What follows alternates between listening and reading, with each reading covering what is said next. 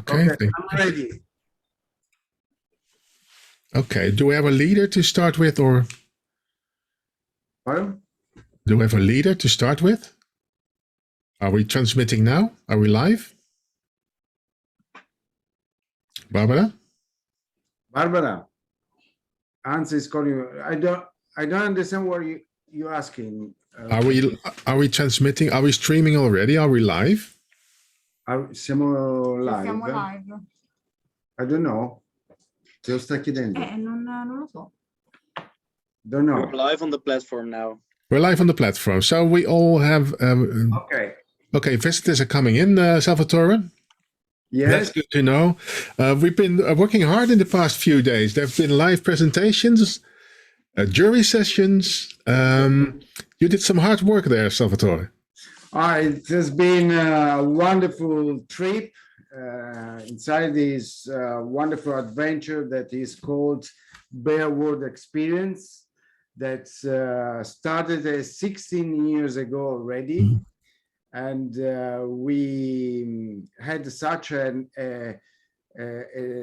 days full of energy, of new ideas, new suggestions. I mean, we are living in a wonderful moment, I guess, in spite of the pandemic and of the situation, because what we are living is something that normally take years to assist to live, but we all lived in a few months. So the dramatic transformation that we went through and we are going through in these last days is amazing. I think that's the key word, right? Transformation.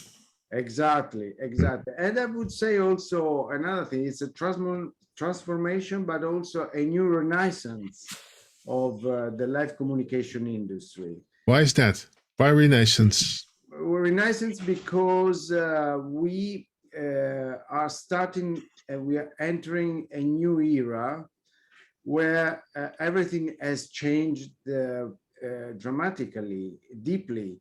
I mean, some of these signals were already in before the COVID, but the pandemic has accelerated. I mean, not only the digital transformation, because also before the pandemic, there was a kind of digital, but what the digital transformation combined to the impossibility to connect physically people have forced to rethink the way to produce events. Okay. In a more similar way to television broadcasting, or than the usually live events, you know. So it's speeded up this transformation. Exactly. And the end of it, the result is that the event agencies have transformed in real communication agencies at 360 degrees, because they have to deal with not only the physical events, the logistic, etc., but also with the TV production issues, with the serial, the fiction serial, because some formats are generated on a digital dimension with virtual worlds, VR, artificial intelligence as well. All kinds of things. And all kinds of things out of different branches. I think from the gaming industry as well, Salvatore. Exactly, also from the gaming industry. So we are living a wonderful moment that will enrich our tools box with new instruments. And most of these innovation will be with us, will stay with us for years and years. It will be a permanent change, you think? Of course, it will. And another thing that I've seen is that in spite of what we could expect, this year we had a higher level of, in terms of quality and also quantity in the events that entered the competition. Okay. So I remember, Salvatore, you were happy last year with the quality because it was a very hard year. It was the year of transition, and many exactly. agencies were struggling, but still there was a quality. And this year, even higher quality, you say? Even higher. I mean, the last year was a transition year where the industry goals, the first goals of the industry was to survive through this situation. Yeah. Now, the last 12 months that we have living, taught us that, I mean, we learned to approach the events industry with a strategic approach, which is different. We think about the future, not only about the present, Yeah. with different approaches. And for that, we need to accept that it's permanent changes and it's a kind of evolution, this transition. Exactly. Okay, let's look at some numbers, Salvatore. Of Yes. course, for the BIA World Festival organization itself, it was hard times as well last year and this year. Of course. We can show some figures very briefly. Yeah. And please.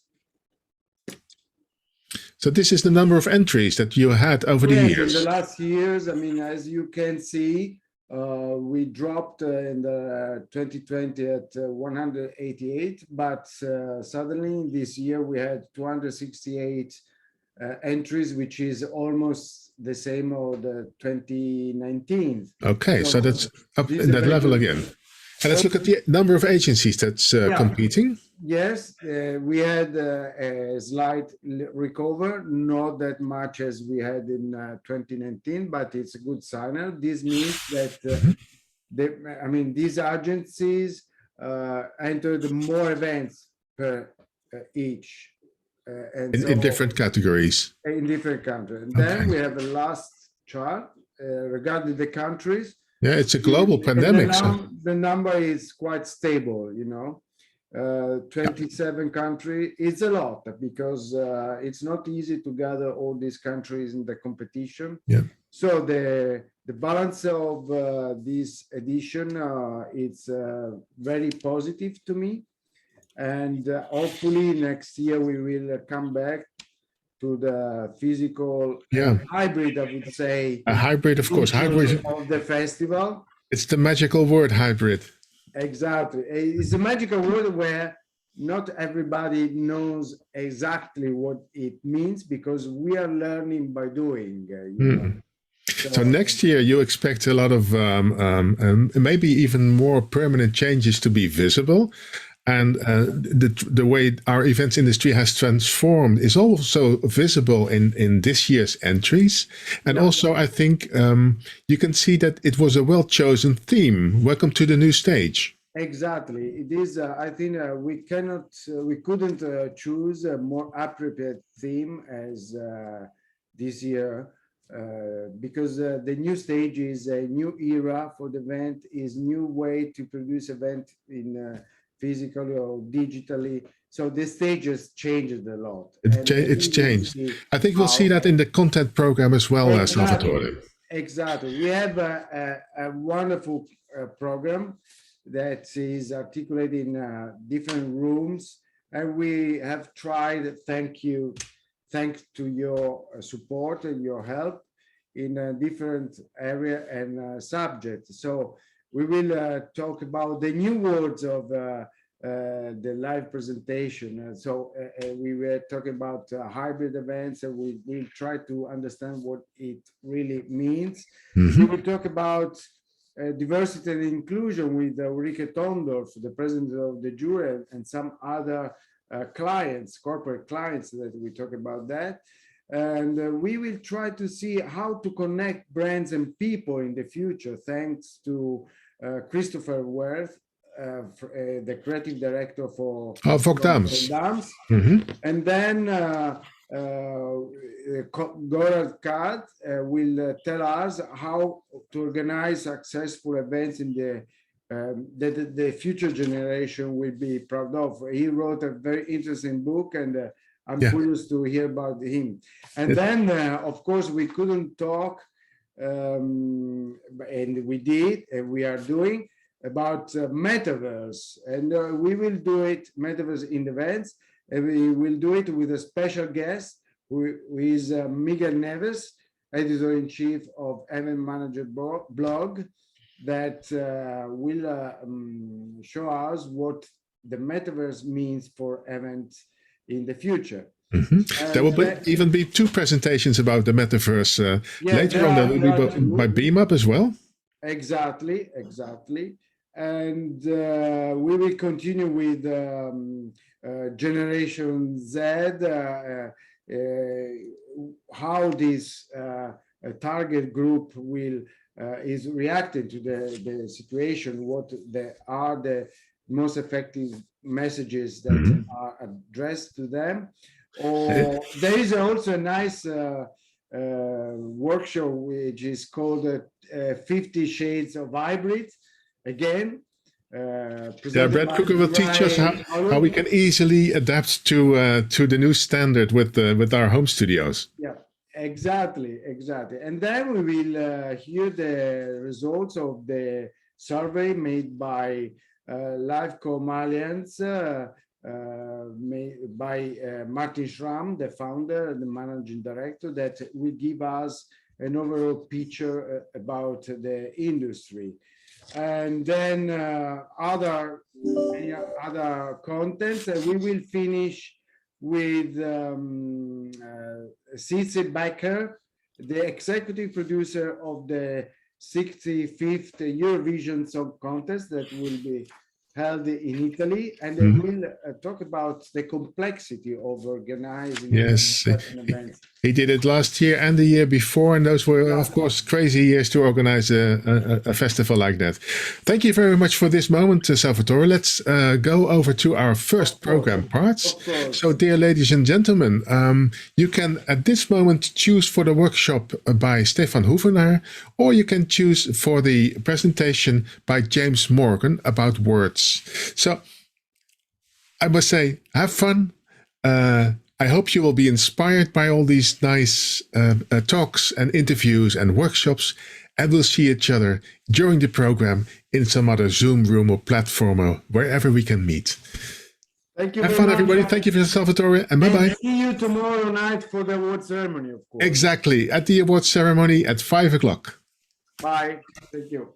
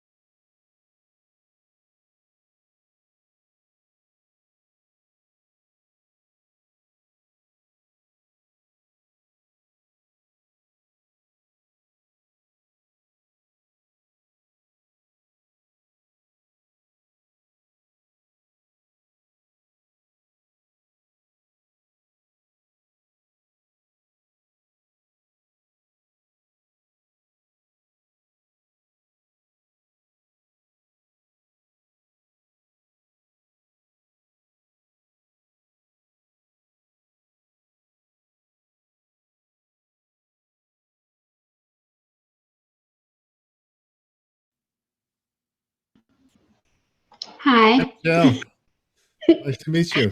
Hi, it's nice to meet you. How are you? I'm fine, thank you. Busy walking around all this platform and seeing all kinds of meetings going on. I'm really enjoying the fact that we're going to have a discussion of 1 hour at least. Or Oh, nice. well, it will be for 55 minutes more or less. Mhm. So we'll have time to prepare for the next one. But how are Yes, you? I'm fine, thank you. So this is the last weeks before Christmas are quite crazy. Yeah. But as I am on my own, I'm just very grateful for that. On your own business wise? Yes. Yeah. So Yes, you've yes. got you have the opportunity to find your own time to make your own prioritizations. Yes, I think I will work on that during the, between the years, as they say in Germany. So between Christmas time and New Year, I will think about my prioritizations. At the moment, I'm just working. Good. Thomas. Hi. Hi. Hello. Hello. Hello. Good to see you again, Thomas. You're all okay? Yeah. I just want to Yeah, check with fine. Lasse. Are we already streaming, or are we in a kind of waiting room, Lasse? We are, in fact, live on the main stage, but according to the schedule, the program, your discussion starts at 2:15. So I'm expecting then people will join in and start, because now just Pierre is watching. And Pierre is a visitor. Yeah. Hans, there's one practical thing, because Ulrike sent me a blocker from 2 to 3, and I have another meeting I need to attend at 3 o'clock, so I can't make it until the end. Okay, so it's yeah, we'll officially our meeting will be from 2:15 to 3. quarter past 3 as well. Yeah. Yeah, so I need to go at a couple of minutes before 3. Yeah, fine, Thomas, fine. Hi, Enrique. I'm happy that you're here already for the beginning, that you can join us here. Hi, Ulrike. Hello. Hello. Here we are. Hi, Lars.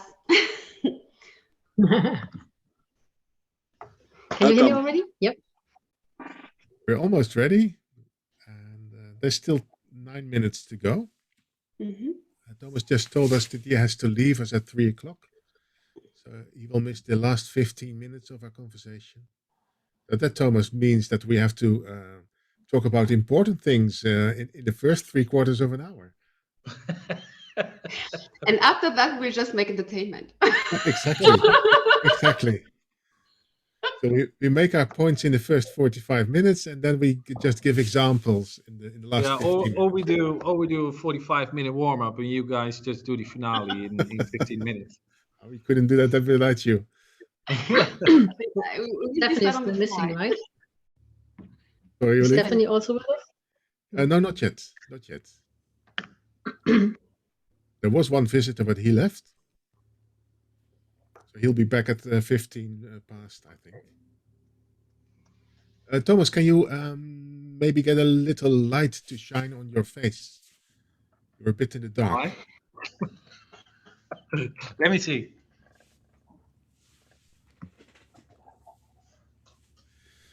So we talked about expensive Ferraris this morning, Ulrike, but do you see what Thomas is making in the background? Yes, I know. Yeah. Boats. Well, that's probably my first lesson, Ulrike. Never ever call them boats, call them yachts. Okay. But there is kind of an advertisement that is like boats, and that's why I said it. Yeah. Well, the thing is, my first press interview, my press officer was standing next to me, and luckily it was a video being taped, so not live. But I was using the word boat too many times. He said, no, we need to redo it. It's yacht, it's super yacht. It's no boat, it's vessel, it's yacht. So no vessel as well? And no ship? No ship, no vessel, no boat, yacht. Okay. Yeah. It's Depending on the CI. size, I can imagine, right? Yeah. I learned from people in the working in the port of Rotterdam, which is a pretty big port, that you can say ship, and sometimes you can say boat, if in the same way like someone with a Harley Davidson would refer to his vehicle like a moped instead of a motorbike. Yeah. I guess it's about corporate identity. So my former marketeer career. Depends on what you want to see. Others wants to see it, right? Yeah, so Yeah. yacht is Yeah. different actually than a boat, for sure. But that's marketing, the art of perception. What do you stand Absolutely. for? Right? Oh, You're a hello, market- Stephanie. Nice meeting you. Stephanie. Oh, Hi, we can't hear Stephanie. you. Still muted, yet. Stephanie. I can see if no, I can't control your microphone. Yeah, here you are. So now everything is working. Yeah. So did you enjoy this morning, Stephanie? Yeah. Also, the ending was a bit abrupt. Yeah, it was. But I think we can mend that for next year. And of course, we cannot talk about it because there will be maybe other people listening in, so we can't give any hints on who's the winner. Absolutely. That's why I stayed quite awake. So in about 5 minutes, we'll have our discussion. What's the number of people visiting the platform at this moment, Lasse? Can you tell? Or is that something that you can't see because you can only see the Zoom? You're We muted, can't Lasse. hear you.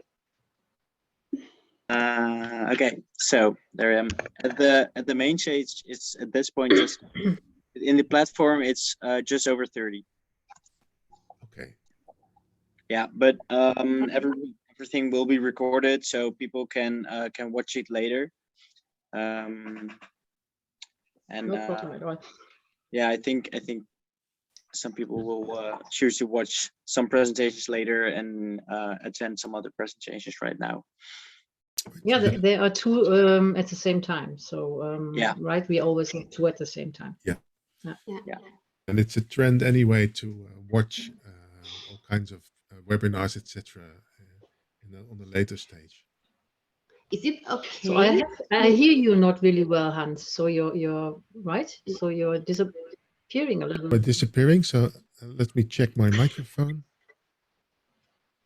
I wanted to ask if it's okay to for me to make a screenshot for then on LinkedIn of us here. It's okay. Great idea.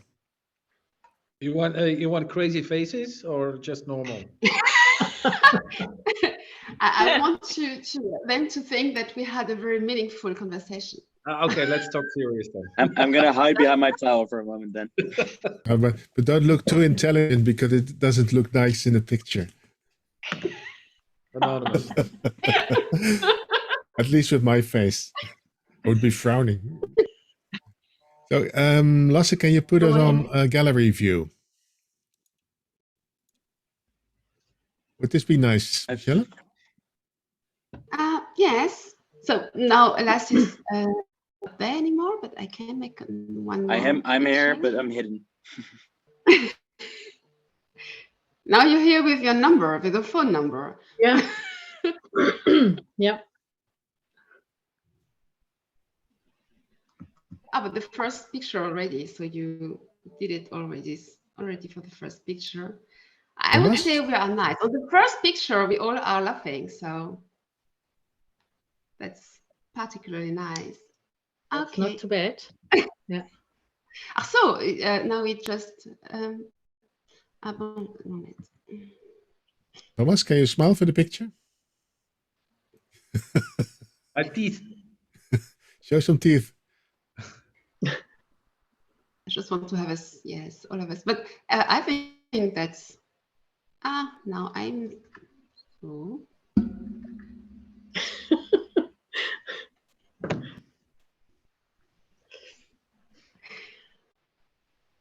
Okay, now I've got 3 pictures, and I can send also to everybody the pictures then via email. That would be nice. Yes. That would be great. Thank you, The Michelle. first one is the best one. And I saw your post on LinkedIn today, so I can amplify that. So if you send another one in LinkedIn, we can amplify it. Yeah, that's what I will do. Wonderful. So 2 more, or 1.5 minutes it's now before we start. Can I grab a cup of coffee then? Yeah, quick one.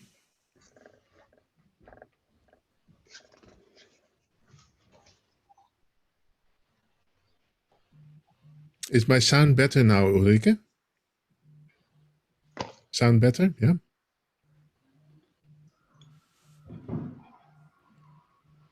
I think Yes, I was and now having. you can hear me too. Yes, it is. I was having some platform problems because I'm in several platforms at the same time now. Mm.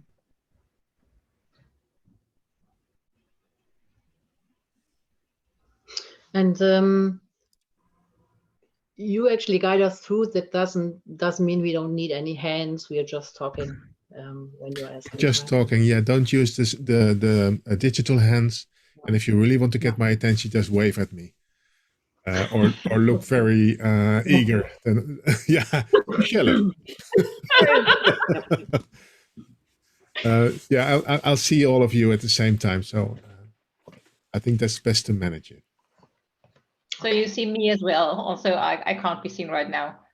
I can see you. Stephanie. Yes, I can see you. Stephanie, you can do change that in view. You can say speaker view or gallery view, and if you say gallery view, you see all of us. Exactly.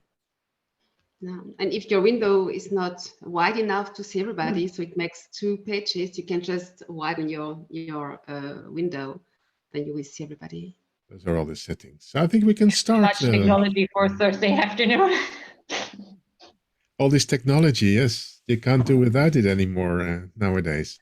Let's start our discussion, our roundtable, because it's 2:15 at the moment, and I'd like to welcome you to this roundtable about diversity and inclusion. It was your initiative, Ulrike. Ulrike Toondorf, head of Life and Experience branding at Bayer. You thought it would be a good idea to have this conversation. Why, Ulrike? Absolutely, because it's still need to talk about. Even if we all hopefully live it already, it's still something we have to discuss and help others to better understand what to focus on. Mm-hmm. Okay, so let's introduce our other guests. Stephanie Winter, you're head of events at Siemens. Welcome, Stephanie. Michelle Euzet, you're a professional speaker and also a consultant. What do you speak about usually, Michelle? I speak about my I would say my experiences and stories and what it means for cultural change, transformation, and diversity in companies. So okay, I so spent 20 years in B2B hidden champions as a leader. We can expect a lot of examples from you during this discussion. That's nice to look forward to. Thomas Wieringa, head of global marketing at Damen Yachting. Yes. During the yachting, I just learned recently that I cannot say ship or vessel, but I should say yacht. Why? Hans, you're a very quick learner. It's just the way it is. We talk yachts, we don't talk boats. Okay, what's the difference between a boat and a yacht? I would say size matters in this case. Okay, but there must be a diversity in floating vessels as well. I would say the landscape of boats, yachts, vessels, and ships is a very diverse landscape. Yes. Okay. And this diversity, maybe this is a nice bridge to our topic, diversity and inclusion. That's what we'll be talking about in the next, let's say, 55 minutes. But what are we talking about, in fact? What is our definition of diversity and inclusion? Ulrike? I think diversity is about people and the understanding of on others, other people, to learn to respect and value each individual, irrelevant of their background.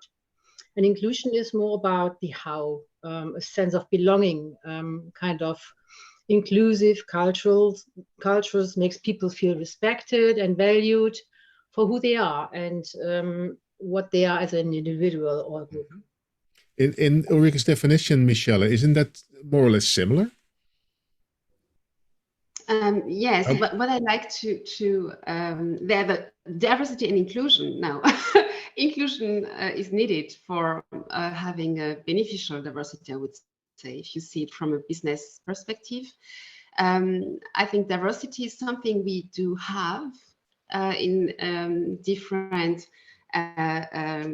extent, but it's not only about the skin color and the gender and so on, but it's also about the mindset, it's also about our habits, it's also about how we see things and how we grew up, for example. So, and the question is very often, how much of this diversity do we really bring in our daily business and in the companies, because it's something which is rich. And of course, for companies now, it's about having even more diversity, adding all these also visible attributes now, which are spoken about very often.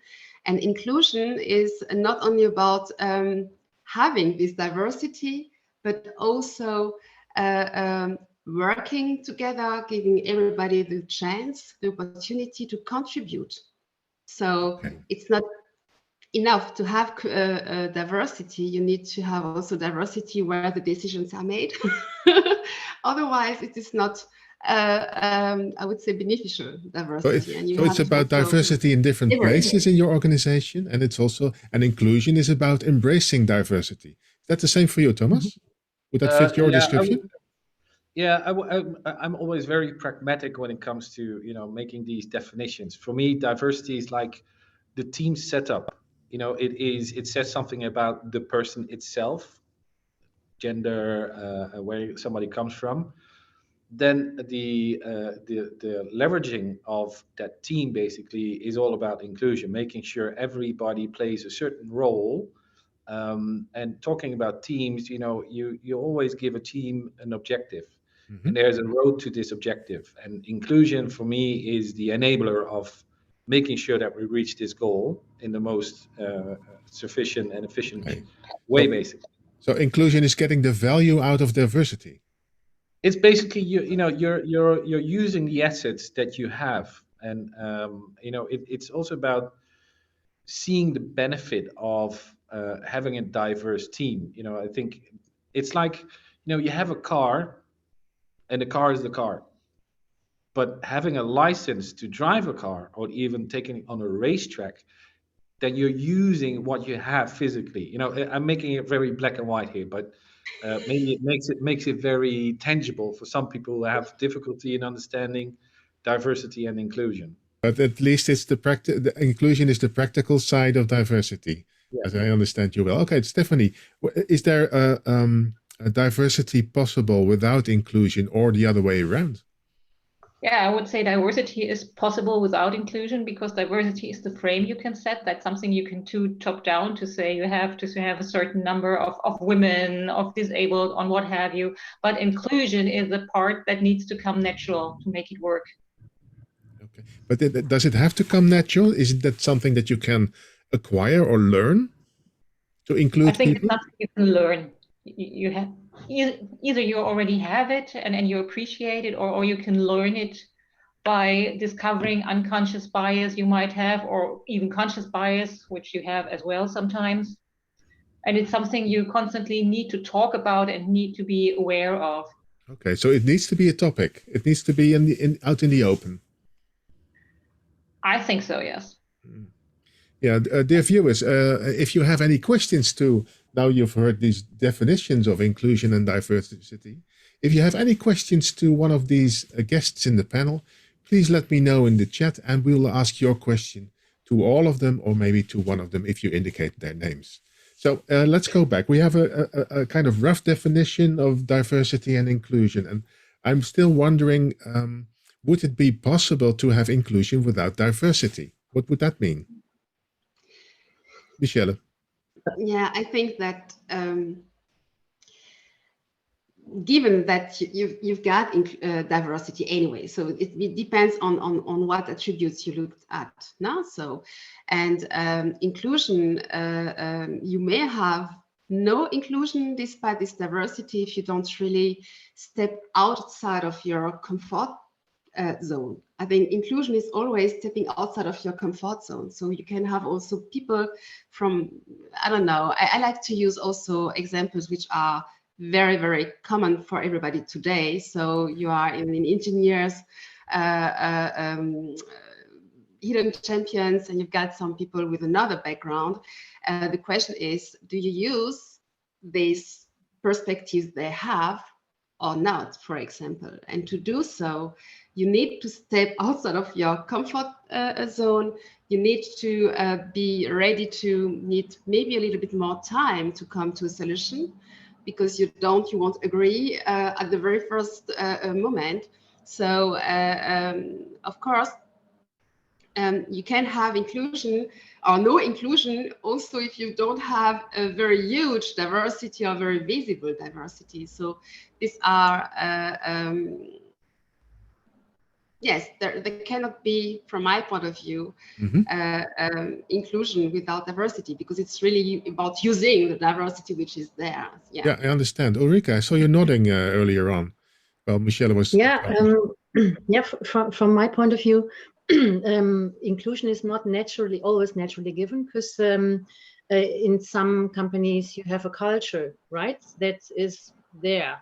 And it's often hard to actually come to another level where you are able to accept all values of all people that are in the company. So it often takes a moment to, as Michelle said, step out of your comfort zone and hear what others say and give them the opportunity to try, right? So to try something new, to speak up, and then even get projects on another level, because you can learn much more from others then, right? And hear what another culture is thinking about, to then also reflect on that. So I think there is still a way to go, and the opportunity to open up and help to be more diverse by giving the opportunity to be more inclusive. Okay, and it sounds interesting to learn from other cultures, learn from other people, but is it really necessary in a business situation? If I would put it very black and white, what would be my advantage what would be the advantage for the result of my company if I would work on my inclusion or my diversity? It depends on what you are doing, right? I think if you have a diverse company. Let's say I'm building yachts. Yeah. So you have a company that is in several countries, acting in several countries. Then you are an international company, and then you have to respect all cultures, because you want to talk to them, and you want to get them buying what you are producing. So you need to understand what their need is. And by hearing all these cultural areas and colleagues and diverse employees, you can much better understand what the need of the customer is at the end. So it is somehow, from my point of view, connected. It sounds like conquering a challenge instead of finding a more synergetic value. What would be the extra value for that? I don't know. Yeah. Michelle, yeah. So, I used to be a kind of diversity proof point at some point, but what is very, very important for me that companies, organizations look at this area of diversity and inclusion as a business case. It's a business case. If you look at the studies of McKinsey, for example, it's not about only being more creative or more innovative. It's also about being more profitable in comparison to other companies where the decision level is more uniform, for example. And heterogeneity just brings better solutions. And in this area where we are with VUCA, okay, the VUCA world, but also all this digitization and so on, and so many and so much uncertainty and so many parameters, you can't take care of everything the way we used to do it. So we really... Michelle, you talk about McKinsey, and McKinsey has McKinsey proven in research that it's advantageous to your company in the business results? Yes. Okay. And not only in the business results, but also in the profitability. Profitability? Yes. As companies with diverse decision levels are over performing in comparison to other companies. Okay. And this is not just one shot or something like that, but it's really over years. It's something which is, it is logical if you see how complex our world is today. So it would be very foolish not to work on your diversity and inclusion. Stephanie. Absolutely, because our customers are no stereotypes either. So they come from all countries, they are of all sexes, of all religions, and what have you. So if we would only serve, for example, white males in their 40s, we would limit our own market. So it's absolutely necessary to be diverse and inclusive and to address as many as possible. And it's a value for the company itself, because you look at challenges from different angles, you come into a discussion. The road might be more bumpy to come to that, but I think the result is far more enriching. Okay, Thomas, is it a bumpy road towards diversity and inclusion? You know, yes, I do think it's a bumpy road. It's you know, the mix of things that you need to influence basically to work on your diversity and inclusive mindset. You know, working together with senior management, leadership teams, which are most of the time the least diverse teams in an organization. Often they are people like me, men over 50, white. Exactly. Yeah. Gray bearded. Well, not as good looking as you are, Hans. Thank you, Thomas. And on the other hand, you see larger corporations, and you know, we at Damen Yachting globally, we have about 13,000 employees. This whole new generation of workforce coming in, being raised in a completely different way, being challenged and being, you know, influenced by all global things that are happening.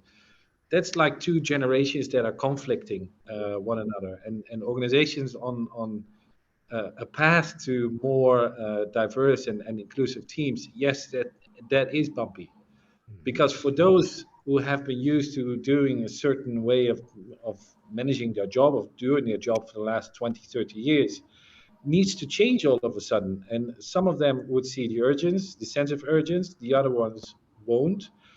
That's like with every change process. You know, you always have people that are getting on board quite quickly and embrace the change that is coming and see the added value. And some others just wait until the last, you know, minute to, you know, say that they're not energized by it. So there's early adapters and there's laggards also in marketing in your profession, exactly. Of course, yes. Yeah. But the diversity that you mentioned here is in age, and of course that's something that will solve itself with some patience and some time. Yeah. But how about other aspects like the male and female balance, or skin color, or religion, or? Well, I think within Damen, I'm super happy with the fact that you know, globally we have 35 shipyards. Already in my team, I have 5 different nationalities. The team is more.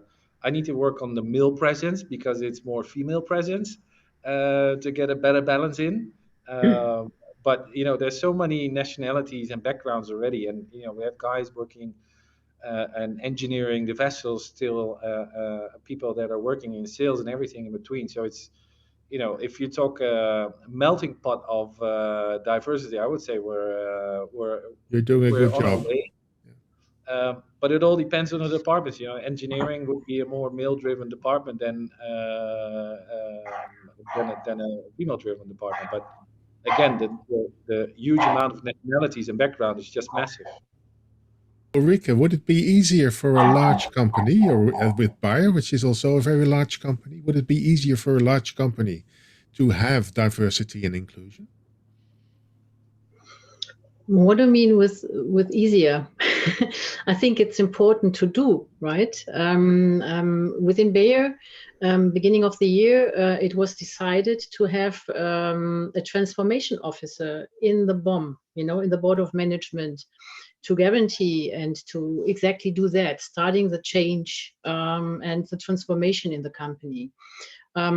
It's for sure still a long way to go, but it's a good start to have that implemented into the mindset of the board, so that we actually start with it. And already a lot happened, right? There were a lot of workshops within the management area done, and even in our areas, we had a lot of conversations, and do already try these safe to try sessions, and think about who and where is the decision taken, right? And empower others. So as I said, there is still a long way to go, and I'm sure you need to do small steps to get there, but you have to start with the small steps at a certain point. And as big of a company is, as more complicated it can be, because as I said in the beginning, there is a culture already in place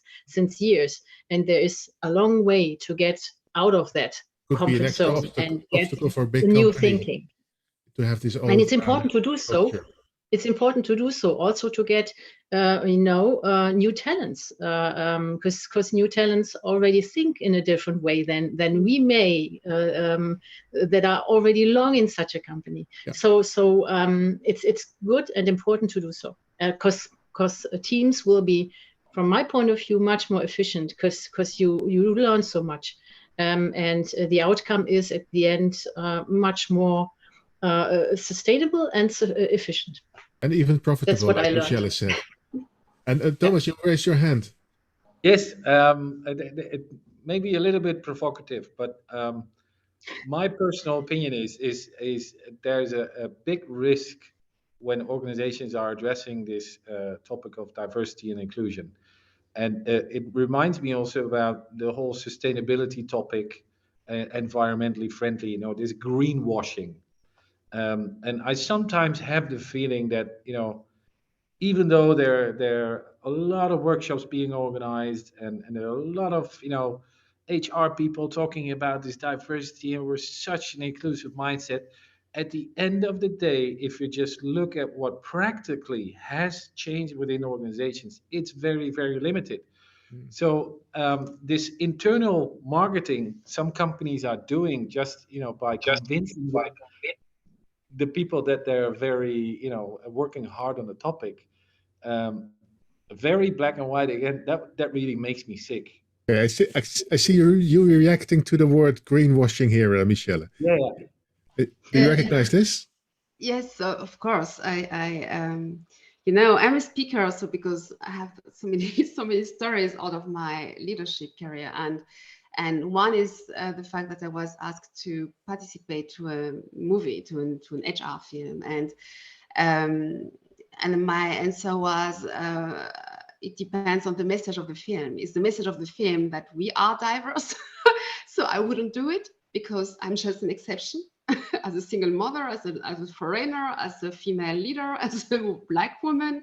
So anyway, but if the message is, we would like to learn from you, we would like to know from your experience, we'd like to know why you identify with our company nevertheless, and what you think we could do another way, then I'm there and I'm in. I would like to do it. And I think this is one of the reasons why I decided to be on my own as a consultant and a speaker, because that two things. One is this, I don't know what, washing anyway. So if it's not a real intention behind it from the boards, you know, from the top management, then what you do is actionism. And this has nothing to do with results and with measurability. And the other thing is, you know, I used to be a leader in big companies, so I had the chance to attend a lot of personal development measures and so on. So, and we all know as leaders that we are for change and we are for diversity. So everybody thinks we are further than we are, because of course we also are human beings. So we've got our problems with change. We don't face it sometimes, and we are human beings. So we have some problems with stepping out of our comfort zone, which is absolutely needed for diversity and inclusion. So changing is difficult for everyone.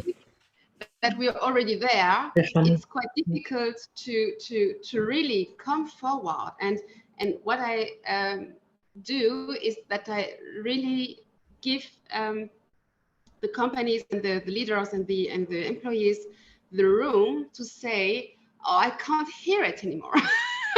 And I don't know why we have to do that. And please let me do my job, and in 6 months we could speak about it another time maybe. But if you don't have this kind also of non-consensual conversation, it's quite difficult to come to the point of awareness and commitment. And this is what is also needed to have a real result and to really come forward. That has to be the starting point, Michelle, awareness and commitment. That should be the starting point. Awareness is definitely the starting point. And then the recognition of the necessity and the fact that it's a job. It's not about being net, being kind. It's really about, I would say, developing also the company and being aligned with the goals and the strategy of a company which wants to be movable and ready for the future. Yeah. And then you need some commitments, because it's not easy.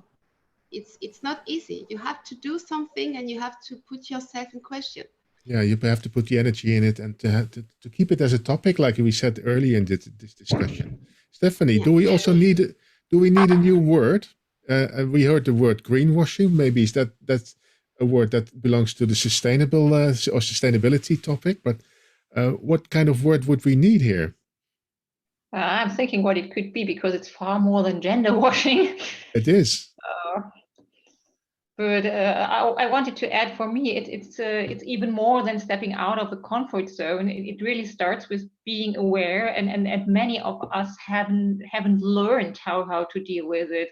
So in my private life, I work a lot with disabled children, and normally you meet 3 groups of people. The first that feel annoyed and they don't want to see it. The second one, they are over helpful and they try to do everything and make it even worse with that. And the third one, and that's by far the largest, they don't know how to behave. They really don't know what to do and how to sort that.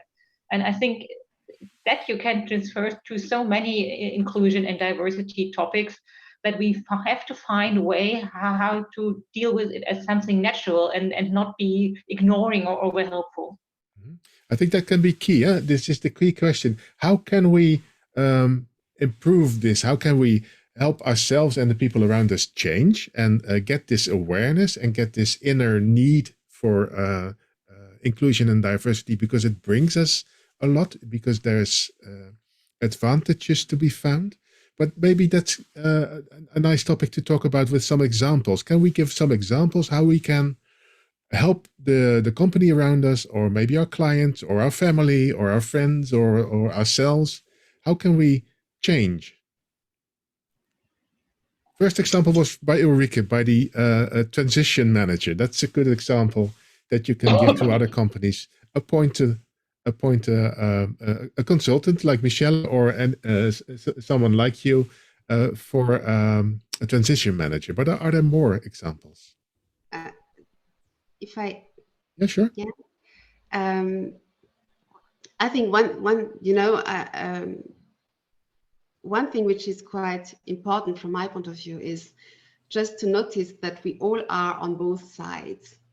And it's very, very complicated, or I find it quite complicated to always think of the others and saying, we have to do something for them. or it's not okay how the other ones behave. I think we have to, so I tend to always use the word we, because I've got my biases too. I've got to confront them too. And I tell about them. And it's important to have a bridge and to speak together and to say, okay, we all are concerned on every side, but some of us, and I belong to these ones, and some people more than me and some people less than me, have more privilege. They have more power, not in the sense of hierarchy only, but power due to their education, due to different kinds of things. And therefore they have got just more responsibility. So they have to do more, maybe regarding that. But at the end of the day, it's not about being a good human being or a bad one. It's really about working on the own personal development, because it's also what is needed for, as a business case, one more time, for the development of the company too. So I think the first thing is really about the narrative around that. Okay, and the narrative can start with using the word we. That's maybe the most practical tip that you give us. The most practical, I don't know, but yeah, I think it's a good step. Okay. It's this kind of practical things that I'm looking for, because I think this will help our audience as well to make different smaller or bigger steps. Thomas, what would be your practical tip? Well, one of the things that we're doing, and it's within the super yacht building industry, it's a very male-driven industry. So one of the initiatives that we are taking is an initiative called Women in Yachting, and not only within the company but within the industry. So we also take on a bigger role of trying to be the change driver, enabler, however you want to call it, within an industry, to really enable the women in our industry and to be noticed, and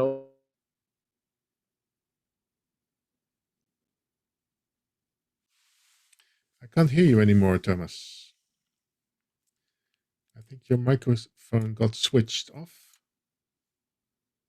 Lasse, can you help us switch on cameras and microphones again? Stephanie is back. I am trying, yes. Okay.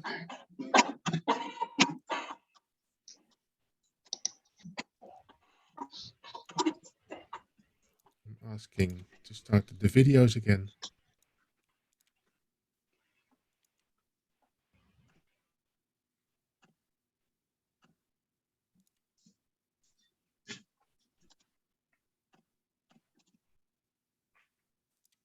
Okay. It's not really working. Stephanie, can you hear me? I can hear you, yeah. Okay, I can see you again. There's Michelle again. I can hear you too. Yeah. Okay, and I can hear you. That's nice. Thomas is getting back. Thomas, can you switch on your microphone again? Ulrike's there again. We were somehow kicked out. Yeah. Out of our own meeting. All of us? That's not inclusive. It's just me. You know. Thomas, can you switch if on we your were- camera again? Thomas, can you also Yeah. switch on your microphone, please? Okay, so but if we were all out, that was diverse too. It was inclusive too. That's true. There's a kind of equality in it, yeah, but We all have equal chances and opportunities to contribute. Equal, that's yeah. true. That's true. So I hope Thomas will find, maybe Lasse, you can send Thomas a message with the request to switch on his microphone and Yes, camera again. I just tried to. We will continue our conversation here. I was looking for practical tips. Stephanie, do you have any practical tips that we can give our audience to make our company or our surroundings or ourselves more diverse or more inclusive? Well, I think one other thing which is quite easy to make yourself aware of why you are reacting or thinking the way you think. We had a quite good program running within Siemens, which was called Unconscious Bias. And there was a lot of stories about things that happened where you always could ask yourself, how would I have reacted? And as I was really astonished how often I found myself in a situation to say, well, I would have thought same, but if I think twice, I would have thought otherwise. Similar to what Michelle says, everybody has a bias. So that's something that you can get aware of with programs like that. But how did it work, Stephanie? Were it puzzles or were they conversations that you had every day? How did it work, that program?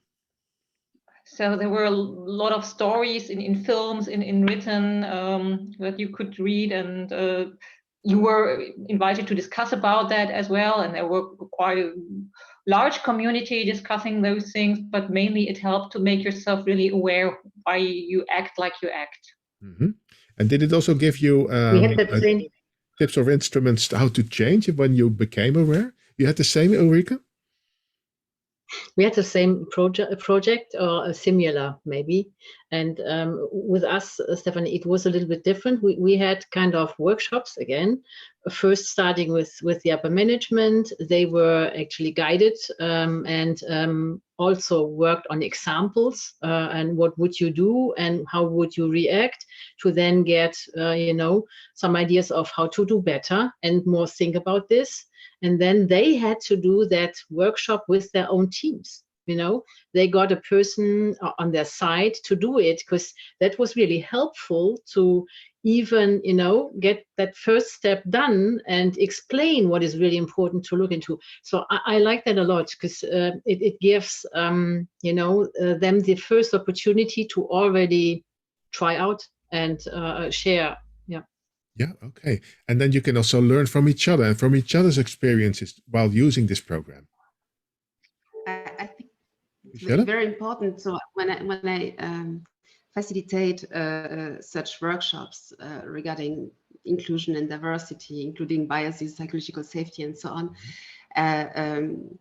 I for my participants, I just say you will get the most out of this program, of these possibilities, if you give in a lot of yourself. So I really think that the conversations are even more meaningful and impactful if the participants, the colleagues have the openness to speak about things happening in their daily life, in their daily business, and situations they are struggling with, and situations where they are not comfortable with or not comfortable anymore with, and the possibility for people, I think, to open, to be opener or more open, is to if you achieve it, to say you don't have to feel that bad. You now if you do it in 2 months maybe, but now please, we all are human beings, and you are here because you would like to change something. So you have to confront your biases, and so I'm really trying not to speak too much about sexism and racism and very extreme situations which are not really related to the daily business of these top managers or managers who just think that they are not racist and they are not sexist, and maybe they are not anyway, but just trying to have very common situations, because where it happens, it's not the big things, they are the little things. There are little things each day. When you tell a woman in an interview or a man coming from other social background, oh, I won't give you this job, but you can be so happy with what you've got. I think your parents would be so certainly so proud of you.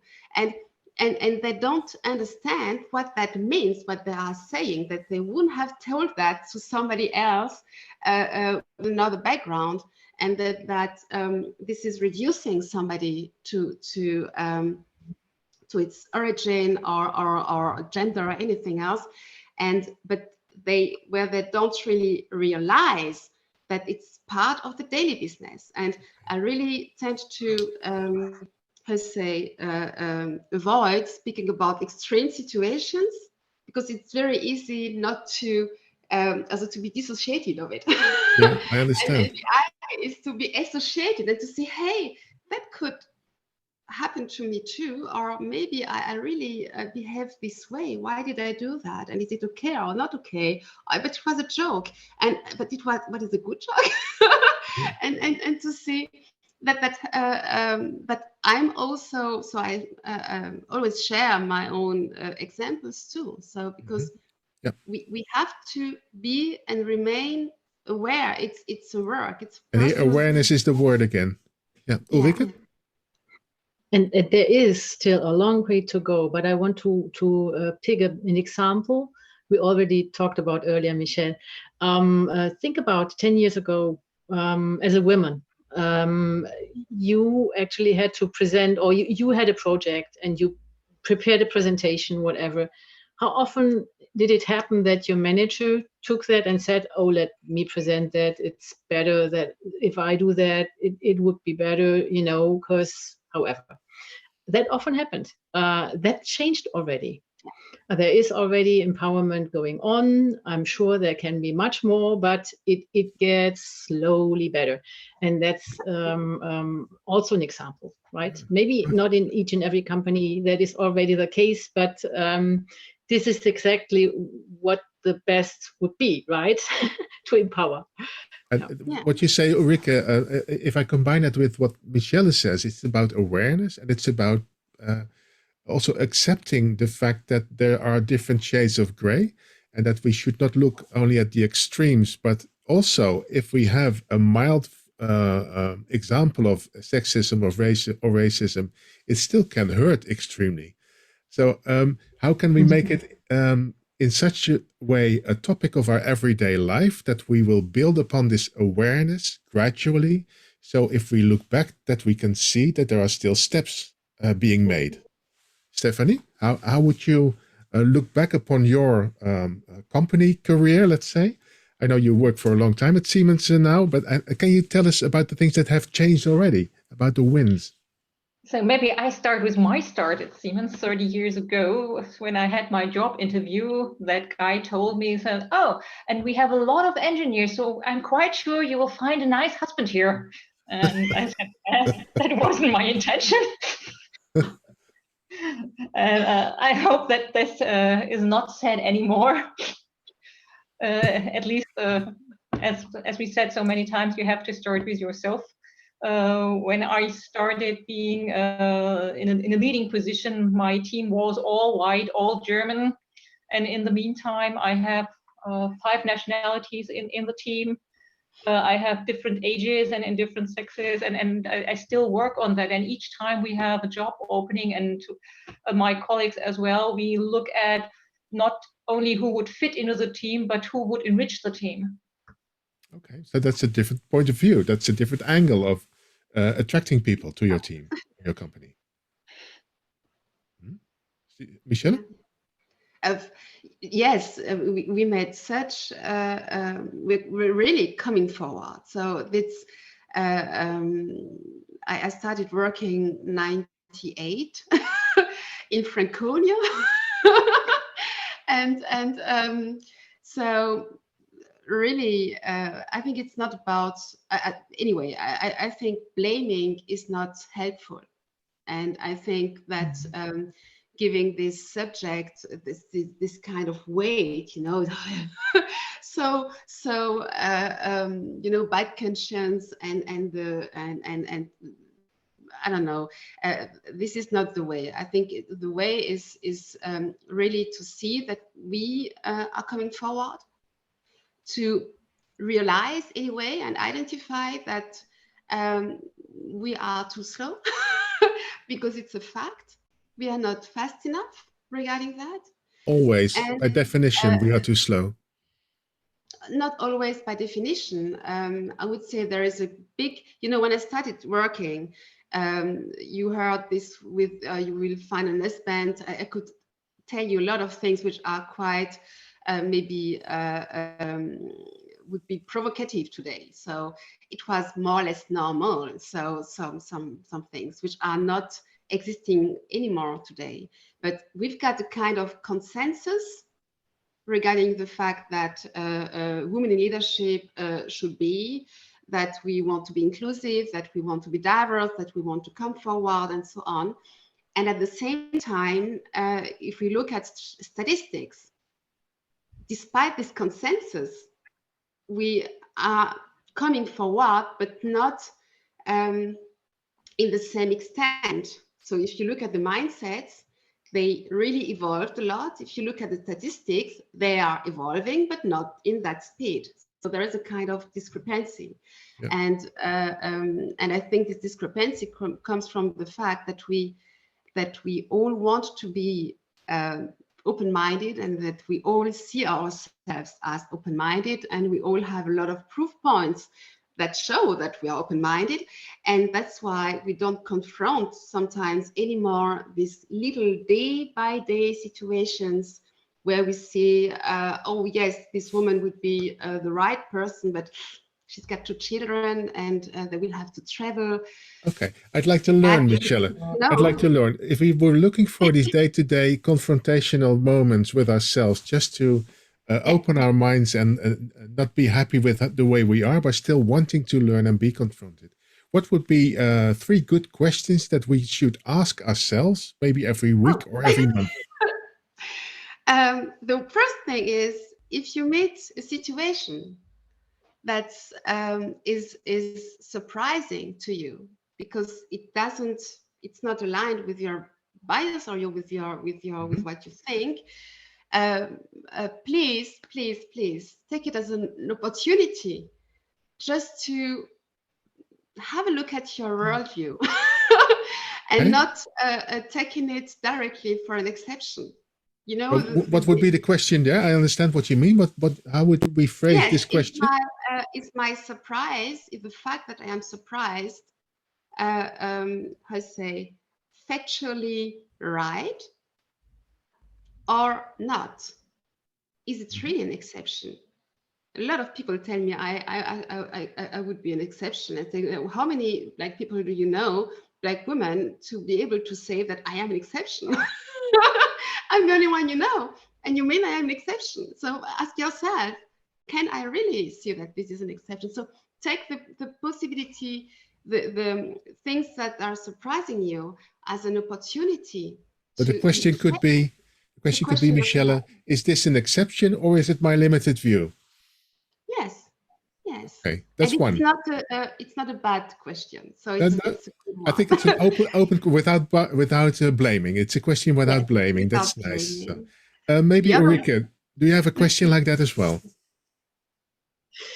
I don't have a question, but I would suggest to speak up when it comes to a situation in a meeting where you can actually, where something like that happens. Can you give an example? That you then, you don't need to do that in the meeting itself. You could help that person afterwards, right? So like you see that there is a misunderstanding happening, or another person they're not allowed to speak up during the meeting, right? Then you could actually connect afterwards and say, hey, if it is not naturally already fixed in your meetings, that's what we are actually trying to do, that everybody's able to do so. But if that's not clear, you can do it afterwards and just say, hey, you talked about this and that. Have you thought about what you're saying there? Yeah. And help that person. So don't think it will solve itself, but if it is to be, it is up to me. Nice put in words. Yeah. It's not my own words, but I think it's applicable to this situation. But it won't solve itself. So act. Yeah. Okay. Thank you. And Stephanie, what would be a question that we could ask ourselves maybe every week or every month, or a situation that we should react to? I think for me, it would be, if I were in your shoes, how would I feel? Okay. So do I want to be the exception? Do I want to be the one that's stared at? Do I want to be the one who is questioned all the time because I don't look like the others or whatever? Mm-hmm. We saw a project today, and one of the entries to the BIA World was Mettite nelle mie scarpe. Walk a mile in my shoes. Put yourself in my shoes. Is that what you mean? That's kind of what I mean. Yeah, I think it was an excellent transition, how to make people aware that there is more than one view, and that each one has something that drives him or her, and that you never know what it is. So before you judge, please try to be in the situation of that person. Okay, and maybe look actively at what the drivers are for the behavior of that other person. Yeah. Ask. Okay. Ask, Michelle. Yeah. Ask. Ask. Yeah, and maybe also, do I hear you? Right? Yeah. Mm-hmm. Yeah. So, ladies and gentlemen, if you're present in this conversation, please ask our speakers for anything that you like. This is the opportunity. We have 3 speakers that are willing to give you the answers to your questions, how you can put diversity and inclusion in your practice or in your company into practice. So please let me know in the chat if you have any questions for one of the speakers in this conversation. We have about 5 minutes left. So we have these practical things these instruments that we have now. We have the question, we have the fact that if we recognize a situation, we should not wait till it solves itself, but we should act.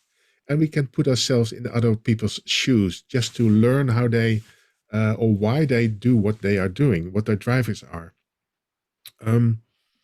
Is there anything else that we can hand over to our audience that will help them in this situation? Or this let's try to connect it to the new stage we actually. Oh, that's a good one. Talking about today. Right? Yeah. So how is that connected to welcome to the new stage? Is it a new stage, or is it of all ages? What do you think? I think it's not about the new stage here. It's more about what is in it for the new stage, right? So I think it's giving others, again, empower others, bring other opportunities and views in, think about the formats, be open for new formats. All of that is also kind of diverse. And for me, then a perfect match to think about. Okay, so it's an instrument to work on this new stage. Mm-hmm. Absolutely. It will help us on it's part of. It has to. Yeah. Stephanie? From my point of view. I'm not sure what you think, Stephanie, but absolutely, it's twofold. On the one hand, we are all try to help our organizations to sell something, and that world we sell into is diverse, absolutely diverse.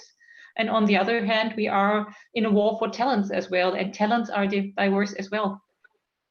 So it's a win-win situation if you really make it work. There's an extra driver, right? Because we are living in a world, especially in Western Europe at this moment, where it's very hard to get new employees, to get new colleagues, to find new people and find new talents, and to not only attract them, but also to attach them to your company.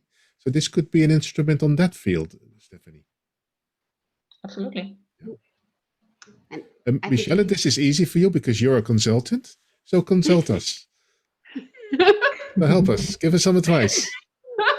Here I am. I think it's also about the availability of things. So, I was booked for a keynote on a women leadership convention of a big group, of a big company, and normally it would have taken place in the local headquarters city. So. And due to Corona, it took place online, and then they decided to stream it all over the world. So you didn't have only this target group of leading women, and only the ones were able regarding time and so on and resources to come to the headquarters city, but everybody, and also men, because it was streamed. And this is a very, very powerful thing for the new stage, that you can just reach your employees and your colleagues without this waterfall thing, you know, so at once. And you can also evolve or involve them when you create something, because the audience is bigger anyway, and you need to have their views and perspectives to be able to really propose something which is relevant for everybody. So this is a real win-win-win situation, and with a lot of opportunities to give and a lot of opportunities to get. So I think the new stage, is where we will gain from being diverse, not only speaking about it, but also using it and being diverse and inclusive. Yeah. And being more comfortable in these new communication channels that we have on this new stage, like you tell us with the online meetings, also makes the global accessibility easier. It will be easier to reach a bigger audience, but also to reach specific people more easily. Yeah, but not only in this idea of, as a headquarters, we tend always to think that we have to make the world happy and that we have to serve the world and that we know everything. So, but really also the other way around, because you can make things which are how you say, dispatched. And bring them together online, and you can really how to say, I don't find the word right now, and we have to stop, but decentralized. I think I understand what you mean. So the motto would not be travel the world and learn, but the motto nowadays would be serve the world and learn. And let the world learn from each other. So you're here at the headquarters also for synergies. And you're here for the people to learn from each other and to get benefits from each other. And sometimes the people in two areas of the world have much nearer views and perspectives on things than with you at the headquarters, which is always an exception in companies. There we can find the synergy. And so on. So really using the creativity, the possibilities, the perspectives, the ideas, and the will to contribute,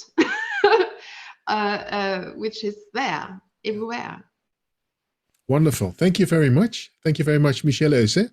Thank you very much, Stephanie Winter. And thank you very much, Ulrike Toorndorf, for contributing to this discussion, and Ulrike especially for initializing this discussion at the BIO World Experience or the BIO World Festival this year. If you're looking at this conversation on our YouTube channel, please also visit our women leadership discussion that we had last year, which is still to be found on our BIO World channel. And if you are visiting the next program parts, if you're watching this live and you are at the BIO World Festival 2021 live, so please go to our next presentation by Miguel Neves, or visit the workshop by Courage Chad on making a very interactive event in this time of year, or this time in this area, in this time, maybe that's the way I should put it. Thank you very much for watching, and I hope to see you next time. Bye-bye, everybody. Bye-bye. Thank you very much. Thank you for the invitation also. Thank you to everybody. Bye-bye. Bye-bye.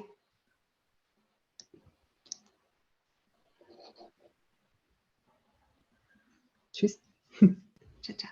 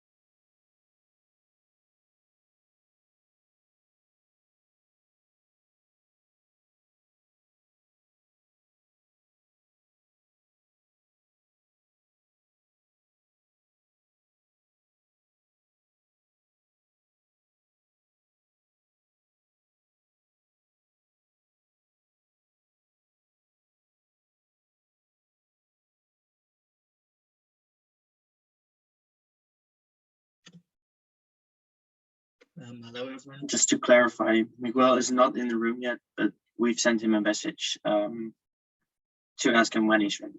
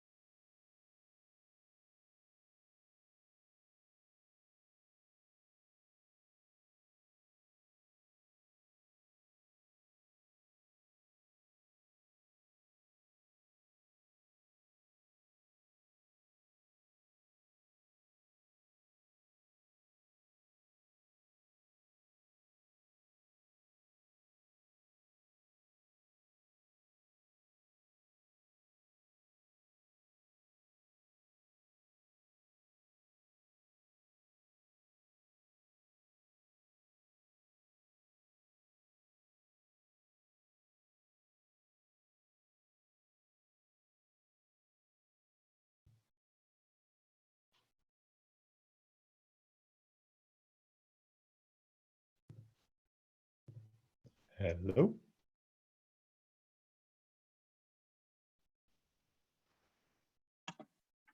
Hello, Miguel. Hey, Lasse. How are you? Welcome. I'm good. How are you? I might have just moved you to the main stage because we saw you were in another room. Okay. But your presentation was scheduled for here, so I hope that's okay. That's fine. That's fine. Should I start? What's going on? This is in Zoom, right? So we're using like the Zoom. Yeah, you're seeing the Zoom interface, and I've made you host, so you can share your screen if you want to, and I will spotlight you so everyone will see you big in their screen. Okay, cool. Can you see my slides? I can, yeah. Excuse me, Lasse, can you hear me? I can, I'm yeah. Clara. Yeah, Miguel is not supposed to be on the main stage right now. He's supposed to be in the room. Yes. So why Let's see. You called him here? I could. The calendar says he's supposed to be on the main stage right now. Who said that? On the event page, saying he's supposed to be in the main stage right now. So if we want to switch that to a room, that's okay with me as well. Miguel, you are going to do a presentation, right? Called When We Will Meet in the Metaverse, right? The Metaverse. Yep. Metaverse, right. Interactive presentation. I don't mind doing it on the main stage or in the other room. I'm fine. I think Yeah, more no, people but we need to figure it out. Yeah, can we move back to the room? Because that is where we are supposed to be. And Lasse, I can hear you very well. I don't understand who told you about the main stage. Hi, Miguel. Okay. Of course, and the theme. You're finding out in what room you should be performing? I think I am. people will love it. I'm happy to perform anywhere. I'm just let me know when to go and who's here. Okay, then if the main stage is available, you can stay here. But according to the official schedule, you were supposed to be in the other room. But it's the same, I guess. So. Okay, Chiara, we will do it on the main stage, and I will make sure everyone on the platform gets a message that the presentation is on the main stage. Of course. Come on. Okay. All right. Sounds good. Okay. Have fun, Miguel. Thank you very much. Okay. Hi, everybody. Sorry about that. Hope you enjoy the session. I plan to make this an interactive session, so I'd love to have you participating. I'd love to have you in the chat. I'd love to have you turn your videos on and say hello if you're available, if you're dressed, if if you're comfortable with that. But if you're not comfortable turning on your video, that's okay too. Just let me know in the chat. I'd like to make this as interactive as possible. This is really about having a conversation about the metaverse, and I hope you find that interesting. So my name is Miguel Neves. I'm just going to share my slide because I think I stopped sharing. My name is Miguel Neves, and oh, I just got an announcement saying that I'm going to start speaking. That's good. I'm here. I'm start speaking. Can you confirm that you can see my slides? Just let me know in the chat. Give it a thumbs up or just say, yes, I can see your slides. All right, Saskia, thank you very much. And I get a smiley face, so that is awesome. So got a few people interacting already. So this is me. I'm going to be talking for a little bit about when we will meet in the metaverse. This is me, editor-in-chief of EventMB. If you're familiar with EventMB, give us a thumbs up in the chat as well, or a thumbs up if you have that option. I think if you're in Zoom, you get like a little thumbs up option in the reactions. I think that's always fun. There you go. See, I could put a thumbs up on my screen. So that's if you're familiar with EventMB. And this is the kind of report that we created a little while ago, a couple of weeks ago, in partnership with IMEX. It's called Meet Me at the Metaverse. And this is what I'm going to be basing this presentation on. I've been researching and exploring the metaverse quite a bit for the last few months. And this is really what I've been finding. And this is what I would like to share with you. So that is really the crux of my presentation. So first, I want to make sure that we have a sort of shared understanding of what is the metaverse. Now, I'm not going to ask you to tell me, a full definition, but I'd love you to, in the chat, just add a word, one word that comes to your mind when you think of the metaverse. Anything. It can be good, it can be bad, it can be ugly, it can be pretty, it can be complicated. It can be a feeling that you have about the metaverse. Saskia, thank you so much. You say the digital future. Uri says NFTs. Interesting. We'll get to that, Uri. Thank you so much. Anything. Jay, I don't know what your name is because it just says Jay van der Haar. So forgive me if I just call you Jay, but let's go with that. Jurit. Okay, excellent. Jurit, combination of everything. Excellent. Sounds like you've been doing a little bit of research. So we have 3 people participating. Any others want to throw in a word about the metaverse? And if you don't know, just maybe put a question mark or just sort of say, don't really know much about the metaverse. And that's okay. I mean, that's why we're here to talk about that. Salvatore, I imagine you're incredibly busy, but if you have any words that come to mind when you think of the metaverse, it would be great to see that. Ilaria, thank you for turning on your camera. Thank you for being with us. Any comments from you? Anything you can contribute to in terms of what you think of as the metaverse? And feel free to add it in the chat. All right. So I see a few people participating, so we're going to move on. And so I've got a very long-winded explanation of what the metaverse is. Andrea, I saw you unmuted. If you want to just add your comment in the chat, or if you just want to speak, that's fine too. Just let us know. But let us know what you prefer. I'll move on. So this is a very long-winded and very complete explanation of the metaverse.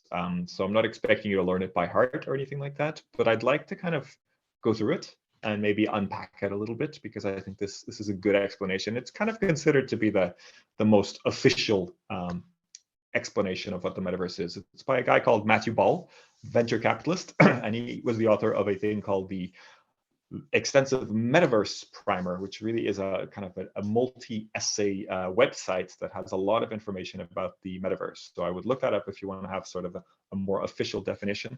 But what he says is the metaverse is an expanded network of persistent, real-time rendered 3D worlds and simultaneous that support continuity of identity, objects, history, payments, and entitlements, and can be experienced synchronously by an effectively unlimited number of users, each with an individual sense of presence.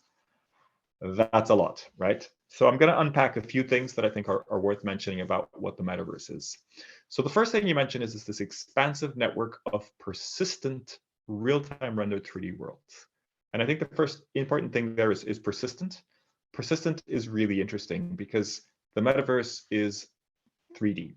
It's virtual reality. It's a world that doesn't necessarily exist if it's virtual reality, or it can be just a real augmented reality when you have sort of images on top of what you're actually seeing. But this idea of it being persistent means that a few things, that it never switches off, that it's always on, it just exists. A little bit like if you think about the internet never really switches off. Even if you're not online, it's still there. It's still working. The websites are still up and people can still access them. And also persistent means something else. It means that if you buy something, and we'll get to that a little bit later, if you do something in the metaverse, then that follows you around. That is something that you can do on wherever part of the metaverse you're in. Let's get into a little bit more of this. He also mentions identity, objects, history, payments, and entitlements. And that is really interesting. And I think that's a little bit of what Juraj was talking about, which is the world of NFTs, the world of objects, digital objects that you can buy online and that you can keep with you. And I think that is a particularly exciting bit. And we'll also get to that a little bit more in a little bit. And also he mentions experienced synchronously. Long word, synchronously, for meaning at the same time, meaning that people are doing things together. And that bit I'm very excited about, because it's not a on-demand experience. It's not something that is like a computer game that's preloaded and you just go and do it whenever you want. Instead, it's something that you want to do with others. It's a shared experience. And that to me sounds a lot like an event, which is something that we know a lot about as event professionals. So this is where I get very excited about the metaverse, and the fact that everything that we talk about in the metaverse revolves around this idea of shared experiences and essentially doing events together. They may not be conferences or trade shows like we're thinking of right now, but they're still events, and they still can be planned, and they still take some organization. And that, I think, is very interesting for the future of it. So I don't want to get too bogged down with this explanation. I want to also show you something that is a much simpler explanation. This is an explanation from Meta, previously known as Facebook. And it says the metaverse is a set of virtual spaces where you can create and explore with other people who aren't in the same physical space as you. I don't think this is as complete of a definition as the one we saw before from Matthew Ball, but I think it's a nice explanation that I think covers what we're talking about here quite well. And hopefully you found that was interesting. So I don't want to get stuck with too much of this theory, but I thought that it was worth just kind of mentioning that and covering a little bit of a definition. So let's kind of take a look at some visuals of what this kind of really looks like. So who remembers Second Life? Anybody who remembers Second Life, let me know in the chat. Just say, yes, I remember Second Life. If you had an avatar in Second Life, let me know, because I'd love to know people that were actually active on Second Life. But even just remembering Second Life, I think is interesting, because it was, I think, 2010 it started. And it was, essentially a metaverse. It was, the idea of the metaverse is that it's all of these different worlds, but it was maybe one world of what could be the metaverse in the future. So it was an online 3D computer game where people created avatars for themselves and interacted with each other and had conversations. And there was also property that you could buy on it. It wasn't crypto, it wasn't an NFT, but it was property and things that you could buy and things that you could build on Second Life. So this is, not that different from the metaverse, or what most people think of as the metaverse, but a very early version of the metaverse, which I think is quite interesting. And I want to move on a little bit. So, one of the things that is important with the metaverse is, at least for now, that this is essentially what the metaverse looks from the outside, from someone who's not in the metaverse, looking at someone who is in the metaverse, or who is sort of experimenting with any sort of virtual online world. We look like this. And at the moment, this is the way we interact, or this is the way we can see potentially interacting with the metaverse, which is really a headset, a bulky headset. It is quite large, not something that you probably want to wear for many hours. It is relatively advanced. I think it's moving very fast. And Oculus, for example, the company owned by Meta, previously known as Facebook, they built some pretty advanced ones now, and they're advancing all the time. Some are connected to mobile devices, for example, but the really advanced ones are kind of big pieces of technology connected to quite powerful computers. So they're quite interesting, they're quite advanced, and they can give you a very, very interesting experience. hopefully soon we'll be able to kind of have these sessions using this 3D virtual technology. But for the moment, you know, if you have the opportunity to use one of these headsets, I'm sure you enjoy the experience. And just out of interest, just let me know in the chat, anybody who actually has one of these devices, who has a VR headset at home or at the office. If you have one and if you use one, let me know, because I think it'd be really interesting to understand. I don't think the majority of us do yet. It's not widespread. It's not like a mobile device. But the vision of Mark Zuckerberg, the founder of Facebook, now known as Meta, is that in the future, they'll be as common as mobile devices. So I think that would be quite interesting when one of these is as common as what we're seeing on the slides. I think that would be really interesting to get there. But this is more what the metaverse looks like right now. And I can see Martin and NQ joining. If you'd like to contribute, please contribute in the chat, or let me know if you'd like to speak as well. Just raise your hand or give me a sign, but you're very welcome. Thank you for joining us. So this is a game called Fortnite, which if you're a gamer or if you've ever played these kind of things, it would look familiar. If you have teenage children, you may also be familiar because they're playing a lot. It's a very, very, very popular game. And I mention it because it's really kind of the closest thing we have to the metaverse right now. You know, you could argue if we're in the metaverse already or not. I would say we're probably not quite there.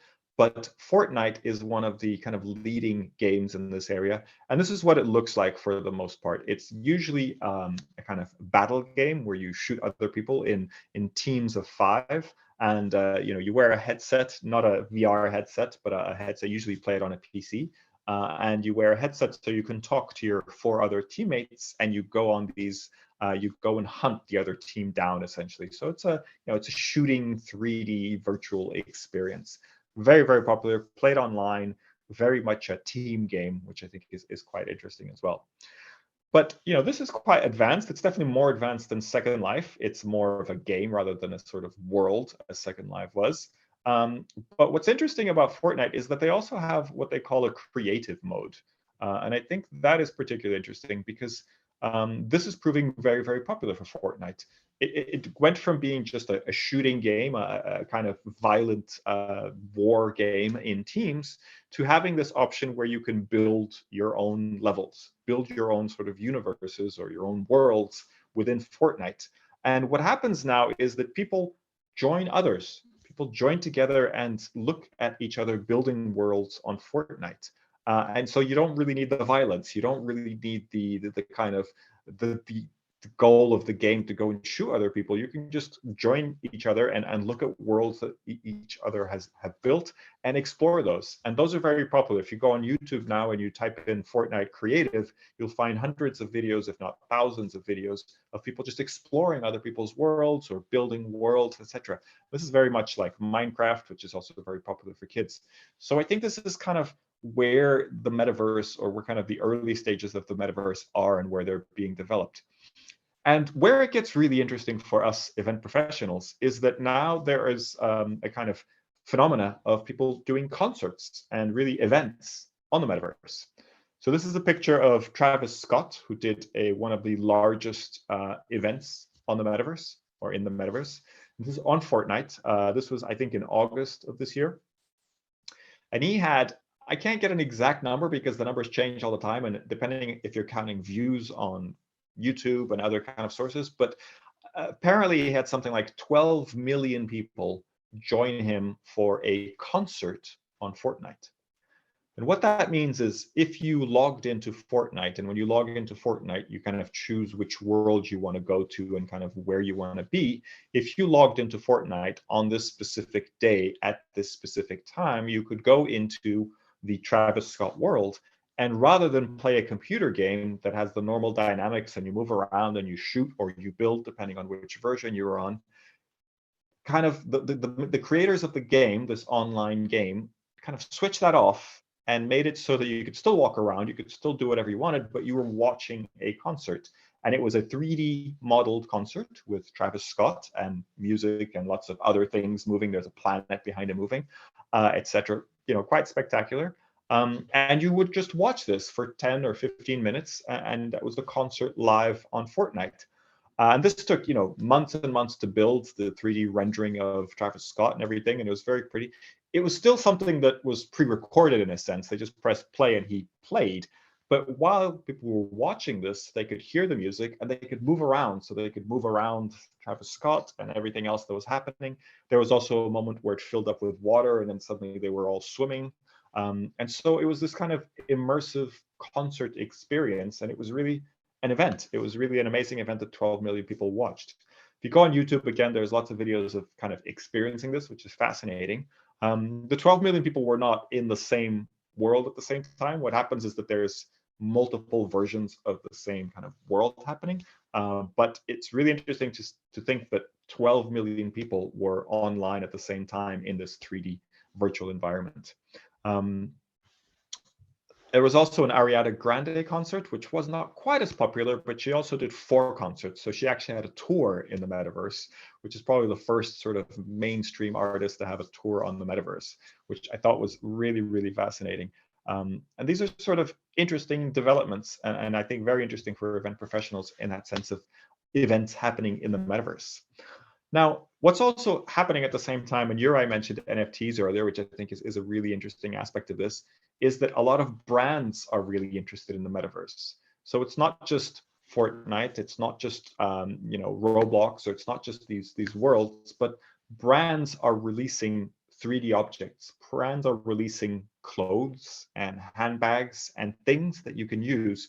And if you remember when we talked about earlier this idea of the metaverse being persistent, if you buy a Burberry outfit, a virtual or a digital Burberry outfit, or a virtual Gucci bag, or something like that, because it's an NFT, because it's something that you say, I own this, I have this one of one in the digital world, you can then take that with you to any world in a metaverse. So this doesn't work yet, but in theory, that's what you're going to be able to do. So if you buy an expensive Gucci suit that makes your avatar look fantastic in the metaverse, you're going to be able to take that to any of your metaverse meetings, to any of your events. You can go to Fortnite concerts wearing your suit. You can do whatever you want. And this gets quite interesting depending on which brands are doing this. So Burberry and a lot of the fashion brands are some of the first doing this. But I could see this happening with all sorts of things. And if you have kids that are active on Fortnite and Roblox, then you may have been asked for some money to buy some Robux, which is the Roblox currency. And this is the kind of thing that they're buying. They're buying skins. They're buying things to make their presence in the 3D world a little bit flashier, a little bit more interesting. So while this may sound a little bit strange to us at the moment, I really think that this is something worth watching and worth exploring.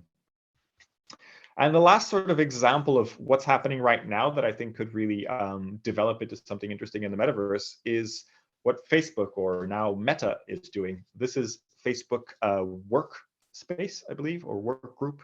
And this is the kind of meeting version of the metaverse.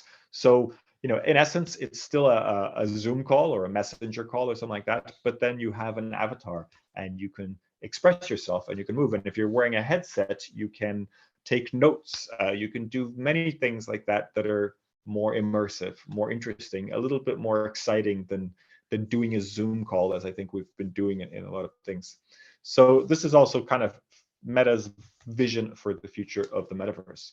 So I just wanted to mention a few things of where I think it might be going in the future. Facebook's also partnering with Ray-Ban to create some pretty impressive glasses. This is more as an augmented reality product. The idea that these Ray-Ban glasses have a small camera inbuilt in them, so they don't look very different from normal Ray-Ban or any type of glasses, but they would also have screens inside them. So while it's not a fully immersive VR experience where you're trying to be in a completely different world, for augmented reality, when you sort of have pictures in front or images in front of what you're actually seeing in real life, this is perfect. And I think a really simple business example to kind of imagine is if you're at a trade show and you've just met someone and you connect with them on LinkedIn, you could maybe be seeing information from their profile on your glasses as you're walking up to them or as you're walking up to a meeting or something like that. Very futuristic, very kind of almost RoboCop kind of situation, but it's something that this kind of technology and this kind of hardware can really enable, and I think that's kind of interesting to where we're heading. So I'm going to wrap up and just kind of open up to questions or comments, because I think I've been talking a lot and I want this still to be as interactive as possible. This is what I think we're going to be looking like in the future when we're at the metaverse, and this is what we're going to be seeing through those glasses. I think we're going to be seeing all sorts of different worlds, all sorts of interesting possibilities. I think anything from games to business to entertainment to even dating and things like that, I think are going to be possible and very active in the metaverse. So I hope that you think that this is interesting. Please do download the Metaverse Report. I'll just put a link to that here in the chat, so you can go straight there if you're interested.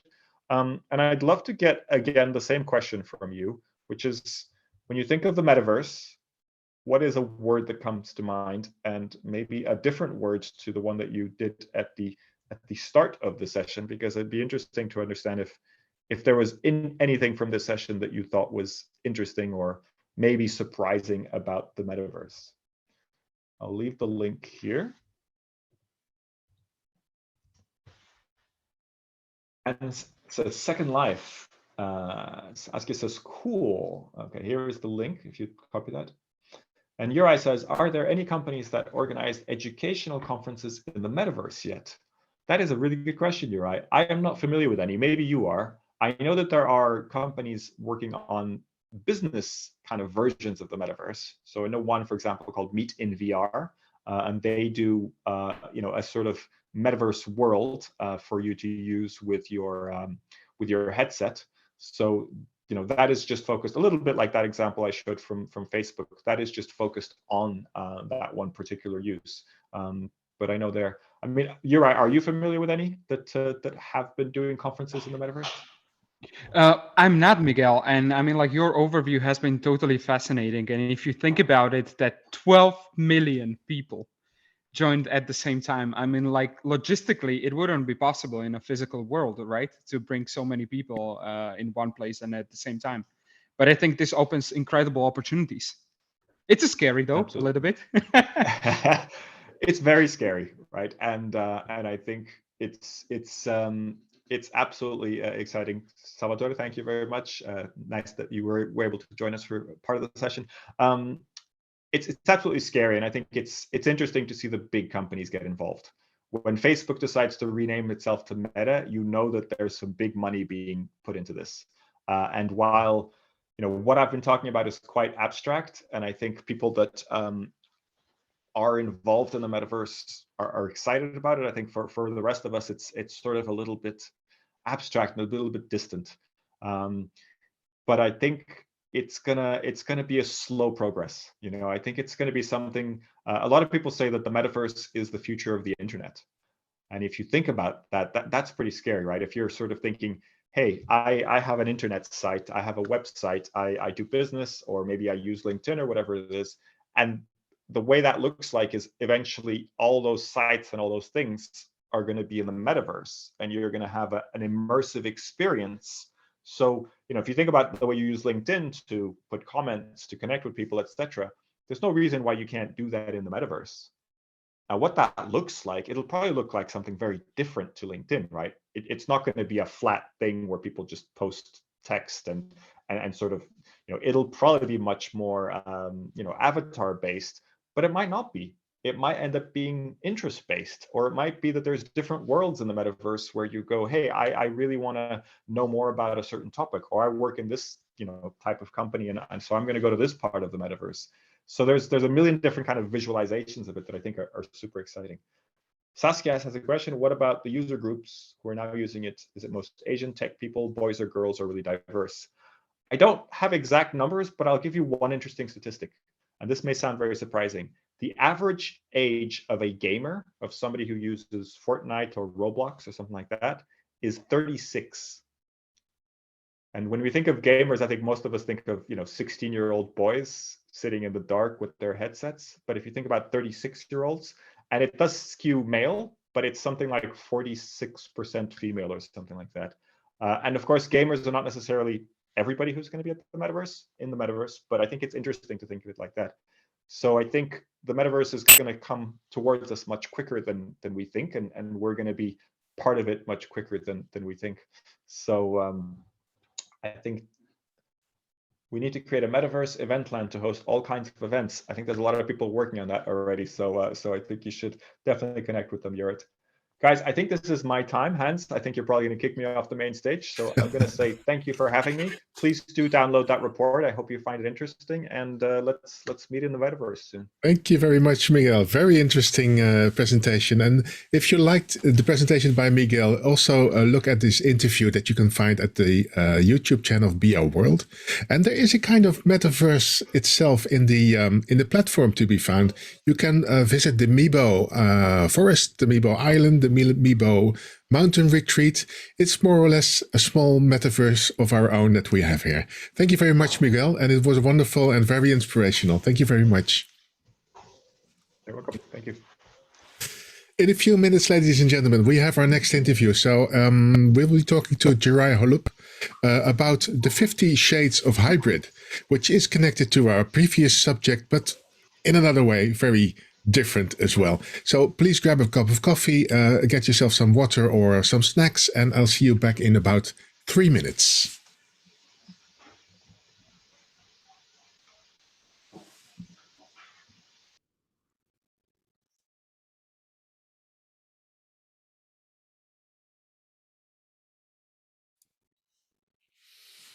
Hi, Jirai.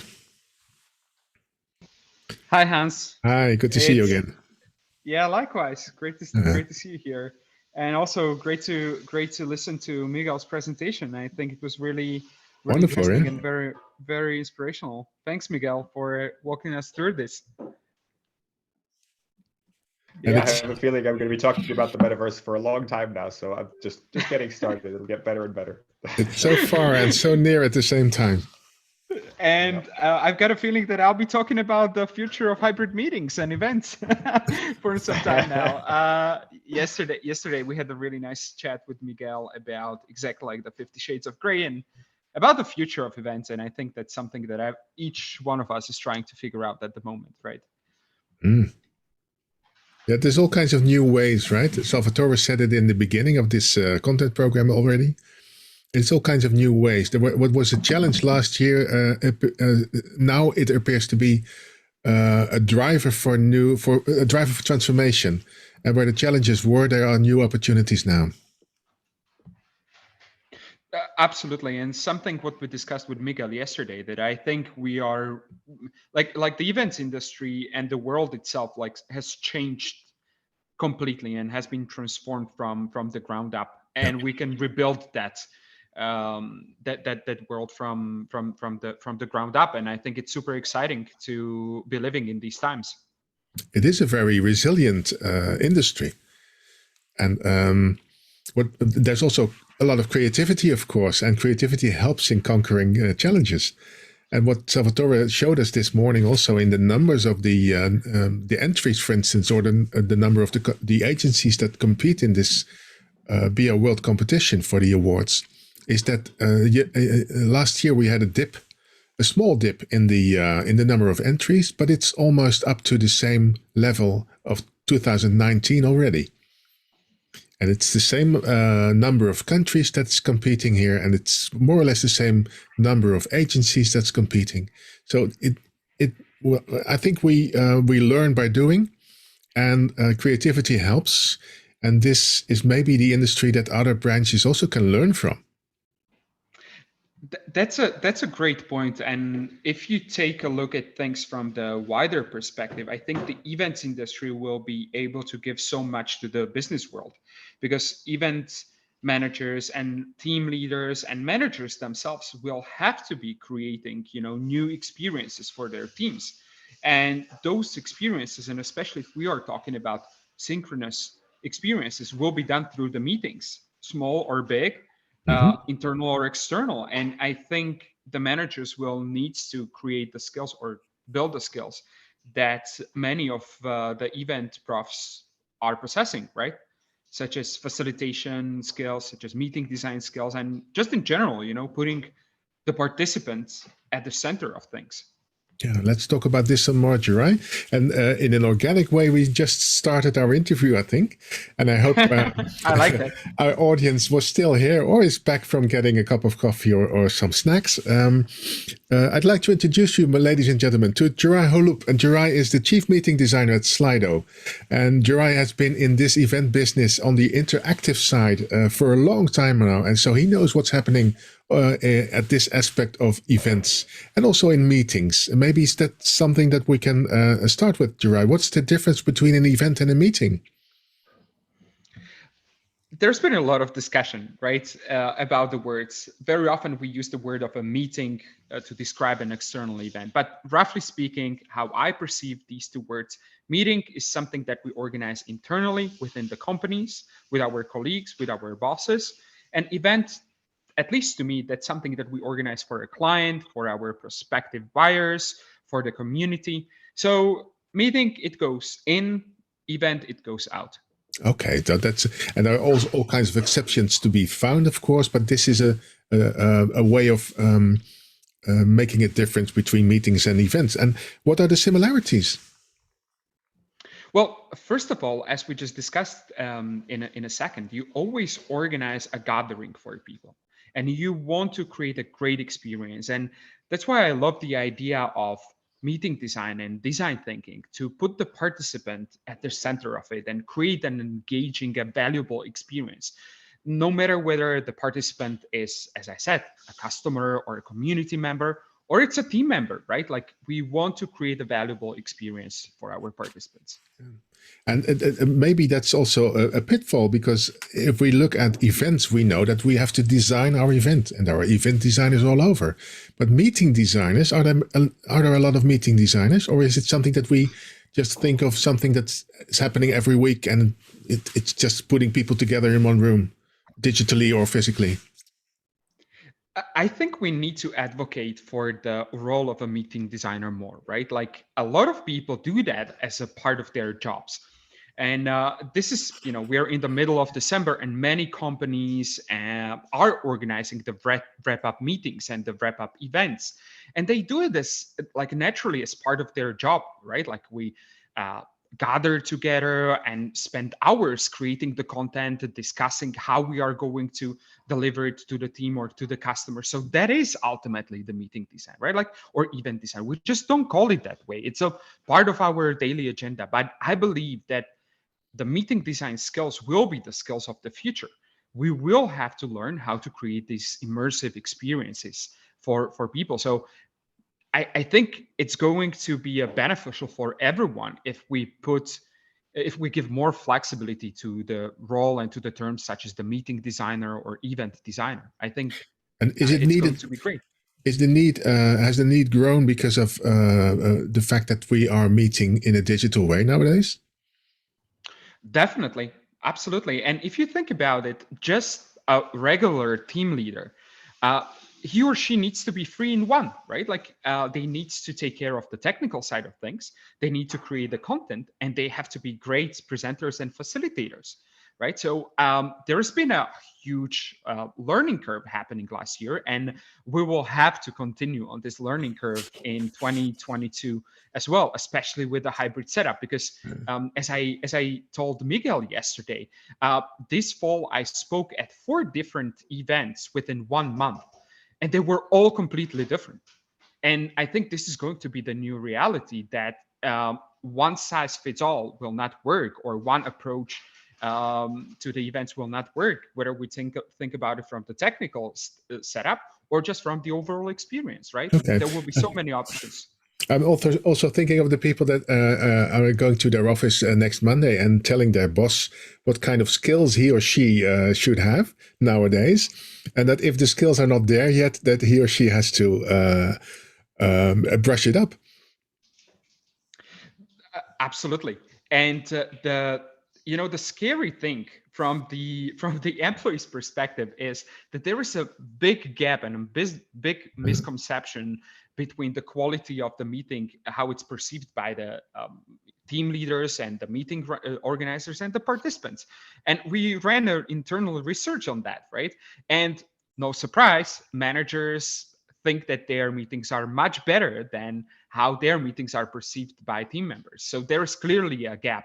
And another sort of like a scary thing, but at the same time an opportunity, is the fact that we need to advocate and we need to learn more of the facilitation skills.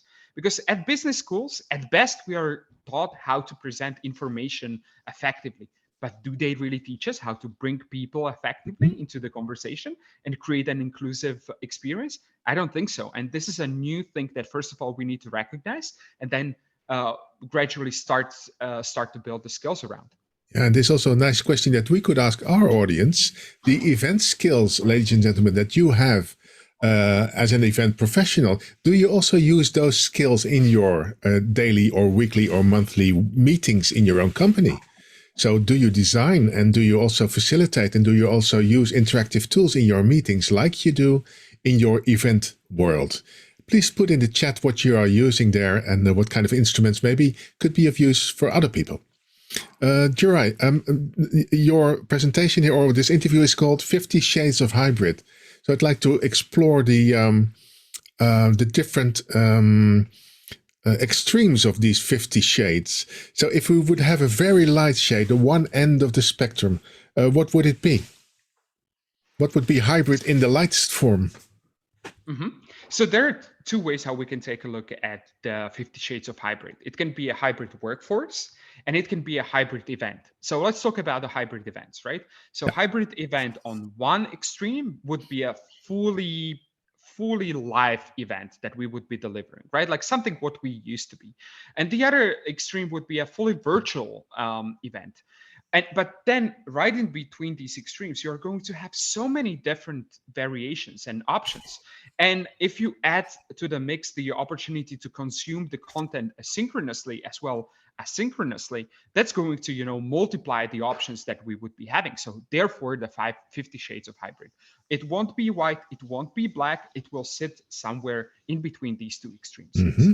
But to explore these 50 shades, I think we have to know the extremes. So maybe to approach it from the other side, what would be the darkest shade of hybrid meetings? The darkest shade would be coming back to the status quo, and I would say like putting people together into one room and exposing them to 8 keynote speakers in a row with no chance to interact. Right, something which we are very familiar with, and we wanted to actually change that, and now we have the opportunity to change that. So let's not fall back to that old model, because we know that old model didn't work even before the pandemic. So I would say like this is one of the extremes. And putting a camera on that meeting is not hybrid enough. So that would be a dark shade of hybrid. Absolutely. And this is something that I hope will not happen. Like if we want to create a valuable experience for online participants, we have to think about it like strategically and almost as a separate entity. And if you think about it, when you watch, for example, a soccer match, you've got the commentators, right? They guide you through that experience. During the break, they keep you glued at the TV because they provide you with extra content, right? Like the interview with the manager, interview with a soccer player, or like they want to keep you engaged. And I think we will have to follow the same principles. Okay. Putting the camera on stage will not be enough. So this is a new word here that you use. It's engagement. Absolutely. And engagement is really about interaction, about keeping people engaged, involved with the content, with the speakers. And I think it's absolutely fundamental. Otherwise, people will just switch the tab and check their metaverse, right? Or check their Facebook or whatever they have open. The metaverse could be on the light side, the light extreme side of hybrid. That could be the most extreme form of hybrid meeting in the metaverse. Absolutely. And I think it's going to open incredible opportunities, because as we chatted like casually during the break, bringing 12 million people like together in one place for a concert, like it's logistically it's impossible, right? Yeah.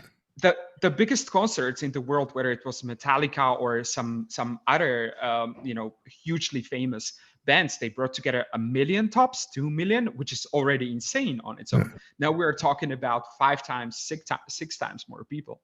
It's And this crazy. is just the beginning, right? Later in this content program, there will be another presentation about the metaverse by the guys from BeamUp.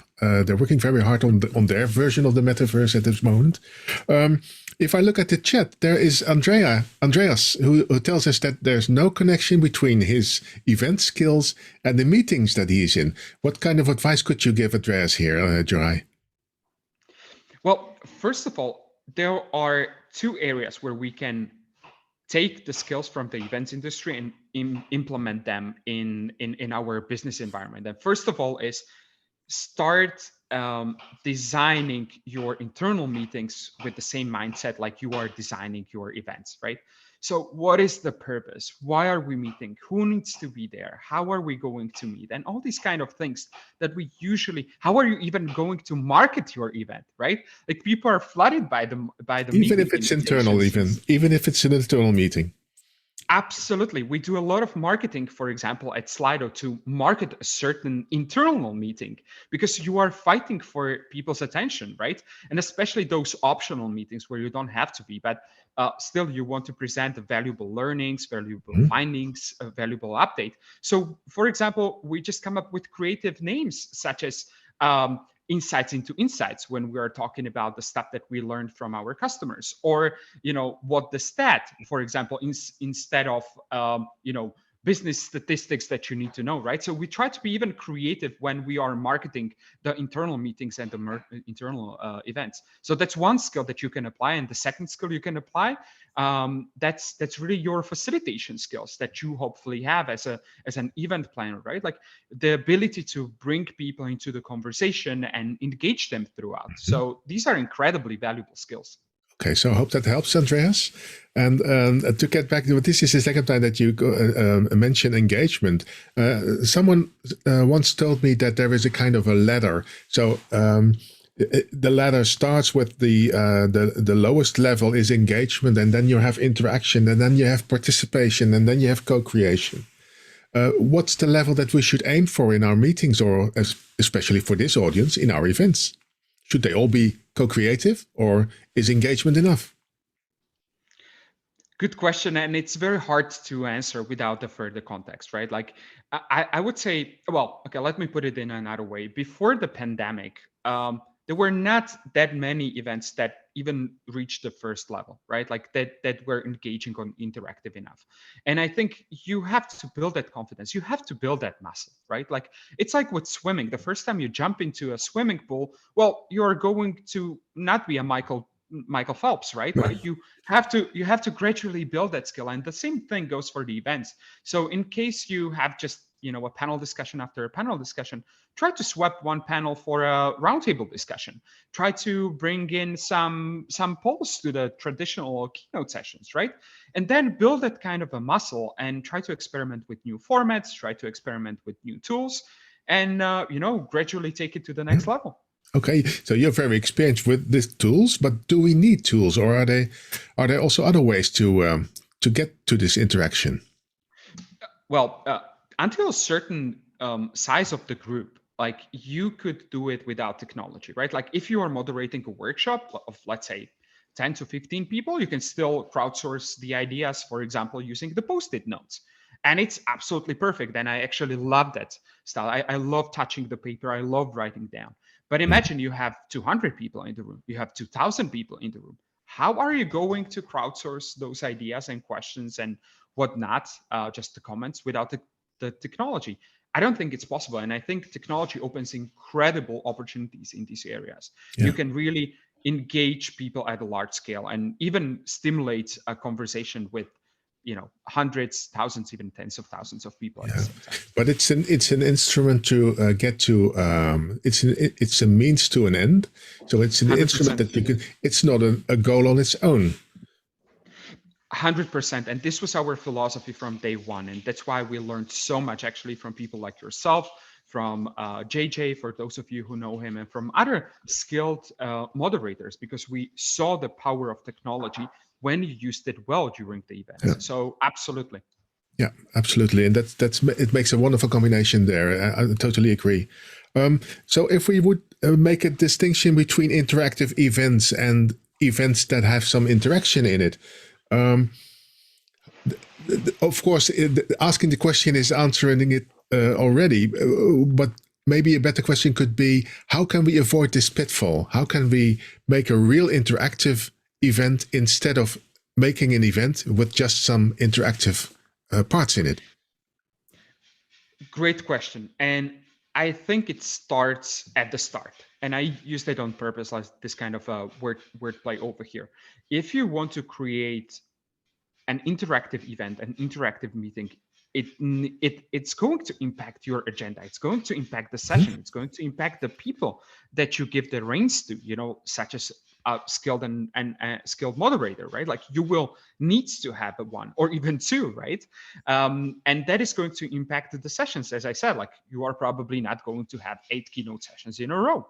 You are going to have some kind of a co-creative sessions, right? Some kind of a workshops, some kind of panel discussions where you are going to leave one place for the audience, etc., etc. So I think if you really want to create and build an interactive event, interactive congress, it starts at the start, even before you start sketching. So start with the interaction if you want to have an interactive event. Absolutely. Yeah, I think that also puts people in the right mood and in the right mindset. That things are that the organizers or the speakers on stage would like them to interact and would invite them in such a way that they would also be active during the whole meeting, always ready to help and interact. Totally. And the interactive activities that you are going to use, and again, here we are not talking only about the usage of technology, we're talking about low-tech things, such as the roundtable discussions.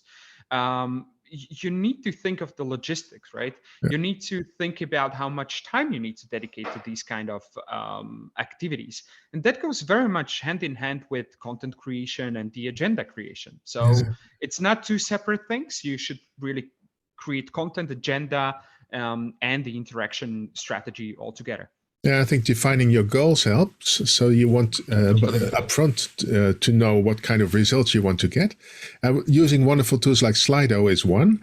And you can also use all kinds of other digital, non-digital tools, raising hands, body voting, all kinds of ways to get to the end, get to that result. Ladies and gentlemen, if you have any questions for Juraj, please put them in the chat. There's still a few minutes that we can use for answering those questions. Juraj, if we would look at the future, at the new stage, what's the development that you see here? I think 2022 will be heavily dominated by the hybrid. And by hybrid, in this case, I think it's going to be hybrid asynchronous events. And what I mean by that is that a certain portion of the content will be delivered live, but then will be either replayed or will be cut and edited and shared with the audience, right? So if we'll be talking about the hybrid, we'll be talking a lot about the hybrid asynchronous events in the upcoming year and how to really maximize and repurpose the content that we do create either before the event or is delivered during the actual event. So okay. I think this is what's ahead of us for 2022. And how can you keep up this sense of emergency that you have at an event when you're physically there? If it's asynchronous, how can you keep up that level of urgency? Coming back to what I said earlier, like it really needs to be strategically planned.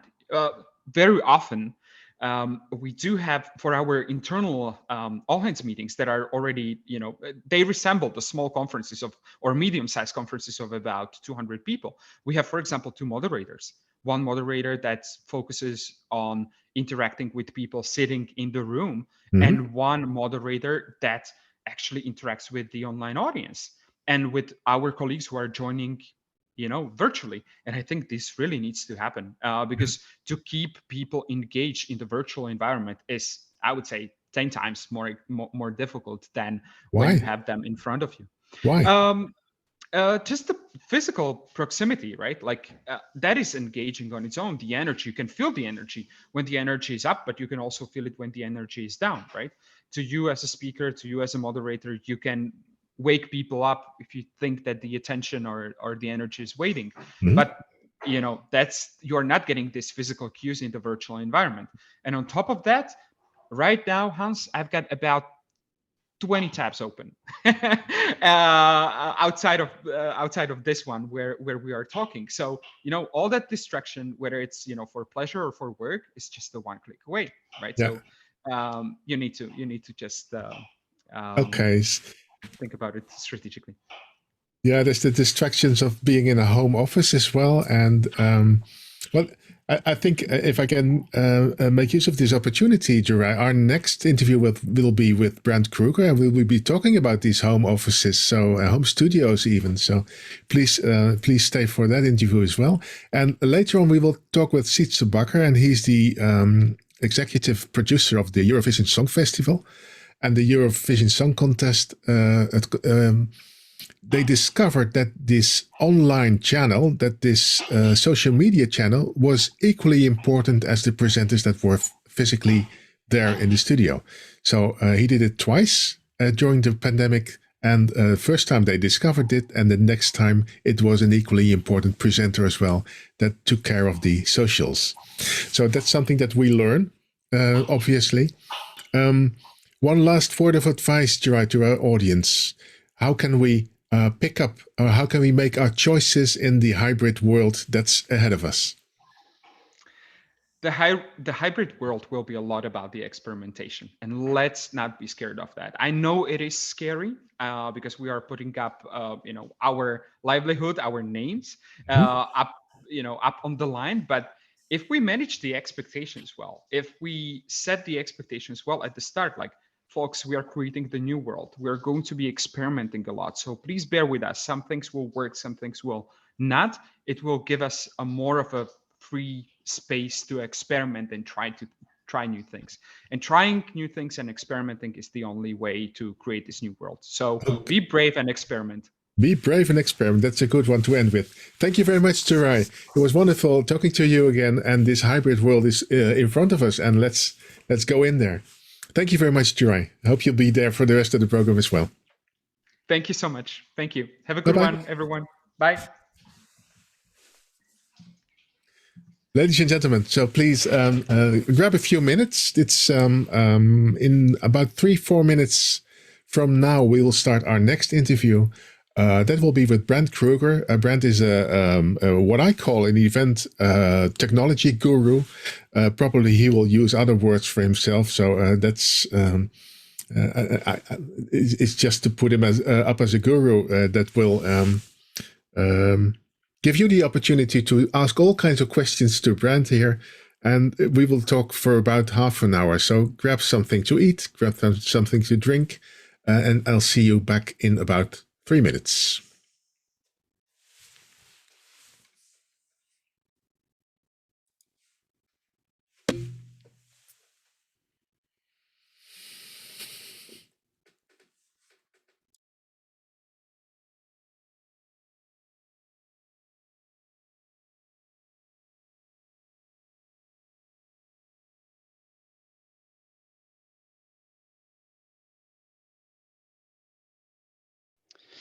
Check, 1, 2.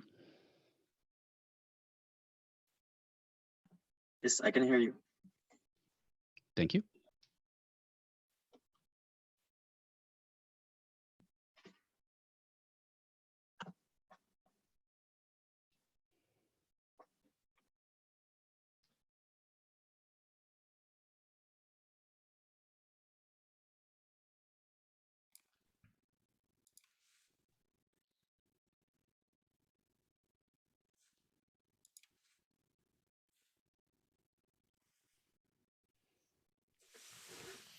Hi, Brent. Hello, Hans. Good to see you. It is good to see you too, my friend. So let's give our audience another minute and a half before we start. Of course. Good to see Juraj. Yeah, wonderful, isn't it? I always forget if it's a hard J or a soft J on his name. Well, I call him Juraj, and okay. Most of the time he listens. But there could be something that we could best ask himself. Joy, if you're still here, let us know. If you have a preference. What does your mom call you? That's also always a good question. Yeah. I was getting Porik's name wrong a lot for many years until that's exactly how he phrased it was, well, my parents call me Porik. But it's those Irish names are very, well, they're not difficult, but they differ from the way you read them. Unless you're Irish, because then you read them in the right way. I've recently learned it's okay to use Celtic words in Scrabble. So when you play the game Scrabble, you can use Celtic words, and they'll use like W instead of a U, and so you get words that are like no vowels. So it'll be So since then, you always win with Scrabble. Yeah. Because there's no Welsh dictionary in your house, I think. Right. I know Porik's daughter is called Gronia. And you wouldn't tell, by the way, she writes her name, that it is pronounced Gronia. That's good, though. It stretches our minds. Yeah. So stretches what is our imagination. What does your mom call you, Brent? Brent. Brent. They actually wanted a name with as few possibilities for nicknames as possible. So they wanted it short. They wanted it clean, something that would be difficult to reduce. Mm-hmm. Did it work out that way? Like Hans. There's not really, it's not really a good way to reduce Hans. No. So yeah, it's work. I mean, it hasn't prevented me from having nicknames in my life, but yeah, at least not based off my first name, which is of course a German last name. Some good nicknames help build your character, right? Okay, so it's 18 past 4, ladies and gentlemen. Welcome back if you got a snack or you got something to drink. And I'd like to introduce you to Brent Kruger. Brent is a technical producer and consultant. And as far as I know, he's teaching the whole world about the important things of technology in events, which is not just connecting switches and wires, but there's other things there that are important. And I know Brent is a real master in defining what's important there. Brent, I call you an event technology guru. Does that make you uncomfortable? It does. I'm not a fan. Not a fan of being like guru or ninja or anything like those kinds of words. I'm just a guy. You're just a guy. Okay. But are you open for questions? So if our audience wants to put some questions to you, 100%. I am far more in favor of a pure Q&A type session versus me blathering on for 15 minutes and slides and all those kinds of stuff. But if we need to, I have slides, so I can make slides go. But don't make me. So any please, yes, bring your questions to the table. Brent, yeah, put them in the chat and we'll put them to Brent. Brent, this program part is called How Improving Home Studios Can Improve Our Events. Well, shoot away. Well, thanks. It's, if I could, I'd like to start with just a little bit of a story. I mean, so where this really rang clear for me is obviously over the course of the last 18 months, especially right after things went into lockdown and we all took our events online. As I was working with my clients, I would ostensibly be brought on to help out with the technology and the switching and the playing back and all those kinds of things. But I wound up spending a lot of time helping presenters with their setups. And, can you just hop on a call with Bob and help him because he looks terrible and, all of those kinds of things. And it blew my mind that actually, still now 18 months into this thing, we get these up the nose camera shots of, and then the people are talking and it's like this, well, thanks everybody for coming to our show. It's really great. So I was spending a lot of time on these calls and it wasn't getting any better. And as we went, and I was doing those calls, not here in my little studio area where I've got the good lighting and the good microphone. I was doing them over at my desk, like most of us are, with my headset and, and a little Logitech camera. And one day technology wasn't cooperating and I did a day's worth of calls from here. And what I realized was people started listening better. and taking my advice more. And instead of just saying, I do this all the time, why am I doing this? They started going, oh, wow, you look really good. You sound really good. How are you doing that? And then much less if I start doing things like switching, my camera without actually having to, share my screen or be able to, draw, on my screen and things like that. Being able to do those kinds of things really blow people's minds. And it's because I've been slowly putting together this studio. It's been over time. And so it clicked at that moment that the more that we as event professionals present ourselves professionally, the more that our stakeholders are going to listen to us and take us seriously as the experts in the room when it comes to online events. But isn't there a gap, Brent, if I can interrupt you? Isn't there a gap? Because as event professionals, we aim for high quality, we aim for the best, we aim for professionalism, and our home studios are a bit clunky. So that's by definition amateurism. The beautiful thing is, though, you don't have to start here, right? You don't have to start with a relatively expensive camera and lens and things like that. I've built this studio one piece at a time, as I've been able to, as I've had the money available, these kinds of things. I've been doing podcasting for 12 years at this point. So I had, I started here. I had good audio, and there is kind of an order to this thing, and you can work your way around doing the free stuff first. And, people way smarter than me have kind of come up with this order, and I 100% agree with it. And that is basically, make sure I get it right now. So IALCB.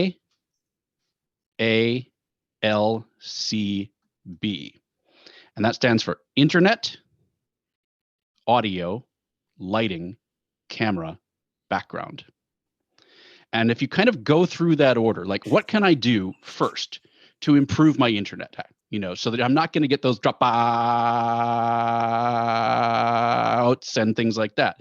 What can I do to improve my audio and get rid of those freezes and make my picture look better? Because Zoom and a lot of these other platforms are throttling based on your internet speed.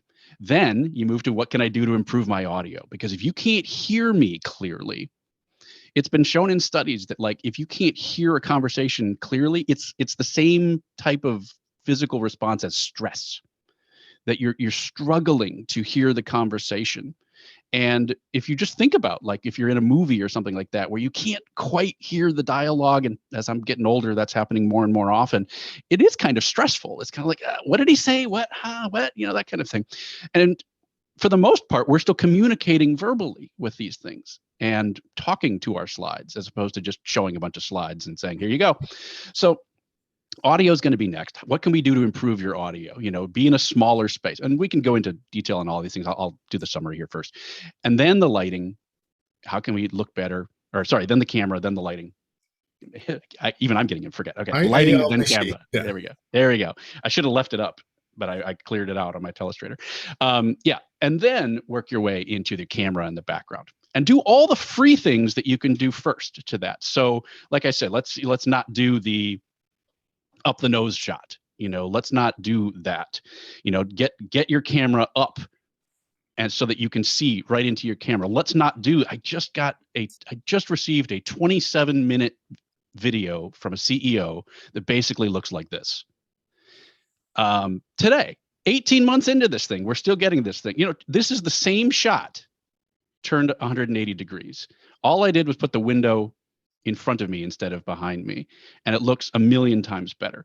That's free. That doesn't cost anything to do that. So work your way through. What can I do to improve my audio space? What can I do to improve my lighting? What can I do to improve my camera? Bring it up, get it nice and level, all those kinds of things. And then let's worry about the tchotchkes and the background and all that kind of stuff that you have to worry about there. And then once you do that cycle, let's set aside some money for the next thing on the list. Can I improve my internet anymore? Can I improve my camera a little bit more? Can I improve my microphone a little bit more? There's lots of steps between $0 and $5,000, $10,000. It's cyclic, Brent. Mm-hmm. I put it in the chat, by the way, but I put it in the wrong order, I see now. So it's internet, audio, lighting, camera, and background. There we go. That's the one. Yep. IALCB. Correct. And so as folks are asking, if folks have specific questions about technology or microphones or lighting or any of that kind of stuff, let me know. Otherwise, like I say, I'm happy to keep going on. So I can talk a little bit about the things that I've done to improve, the things that I help my clients improve. If we start with audio, if we're going down our list, obviously internet, just pay for higher bandwidth as best as you can. That's kind of one that you can just come back to whenever you're available. But when it comes to audio, you don't have to jump right up to this one. And even this is not terribly expensive. It's a couple $100, not super expensive, but you can actually start with, grab it here. Wondering what would you? That's Thrilling Television right there, where you have that pause. This is actually a $20 headset, so about $17. I'm not sure what the euro conversion rate is these days, but it's not that bad. And I actually took a marker and just ran a little dark there so that it would kind of blend into my beard a little bit more. And this sounds better than any open mic you're going to have on a laptop. And it's $20, and you just pop it into a little USB sound card like that, like that. And that's about $7. So for under $30, this sounds amazingly good. It's not as good as the, $200 Countryman, Diva headset that you can buy. But compared to nothing, that's really good. And that's $30. And I know people that are professional presenters that are using that very setup. And if you keep in mind that it appeals to the same a part of your brain that is connected with stress, this audio, so that's a $28 way of getting rid of your stress. Yep. And when we talk about things like Zoom fatigue,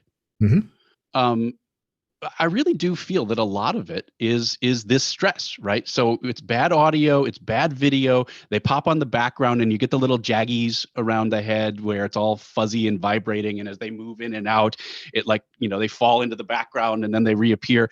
Your brain has to block all of that out just to hear what you're going to say.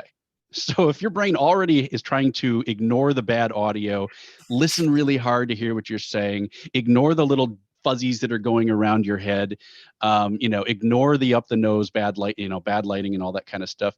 You have to get through all of that just to get to the presentation. Of course, you're going to be exhausted after 10 minutes, 20 minutes. Whereas if you have someone who's got good audio, good video, isn't relying heavily on slides, because that's the other thing, as soon as you go to a static slide, you've got maybe 10 seconds before people start to zone out, especially if it's bullet points. You might even have less than that. More than 7 bullet points. Yes, exactly. And so all of the things that we've been talking about for our in-person events for the last 5 years that are boring and we need to get away from talking heads and slides, it's even worse here in the online universe. And it's even more important that we have good audio and good video.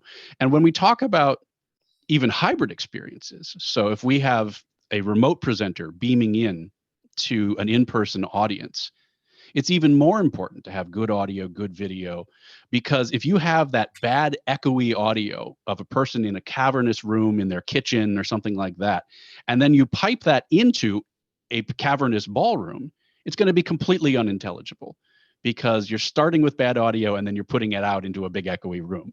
So all of these things come together as part of the user experience. And it does continue to boggle my mind that 18 months in, we're still seeing this stuff. Okay. So Brent, all these tips and this very useful internet audio, lighting, camera, background order helps us to get better meetings, to get better interviews. But how do we make the step to better events?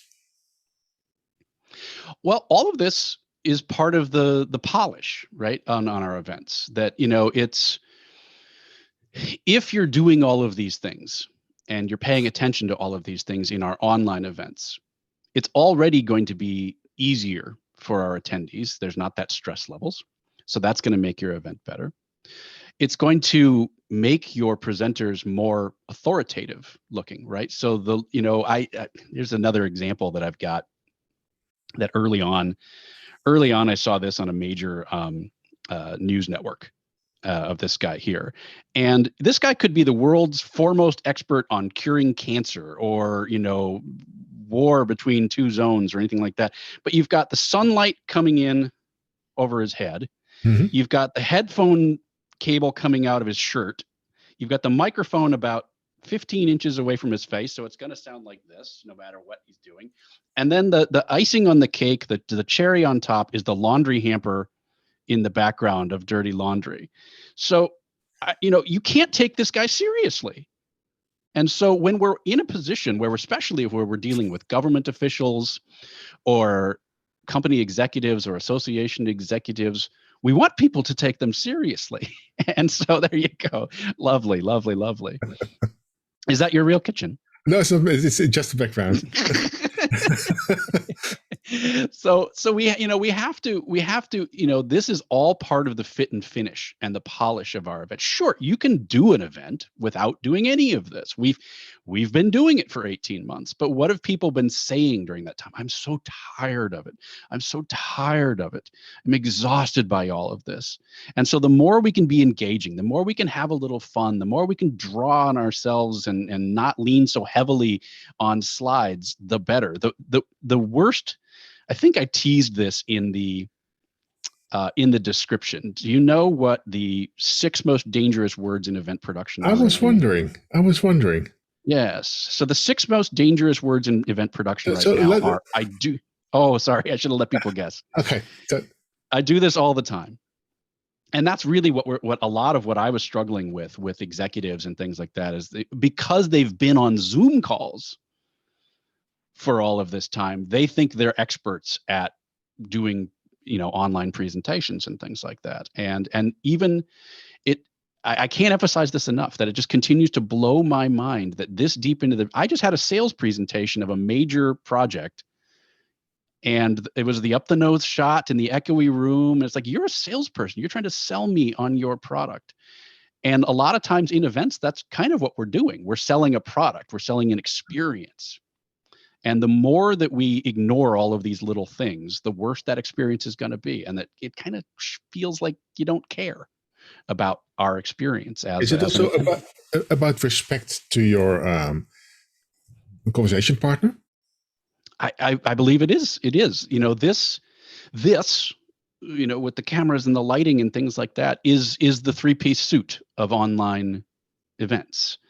And if you show up to the meeting in a cutoff T-shirt and flip-flop sandals, that's a sign of disrespect in a lot of cultures and a lot of companies and organizations. And it's the same kind of thing here. You also have to work harder if you show up in clothes like that.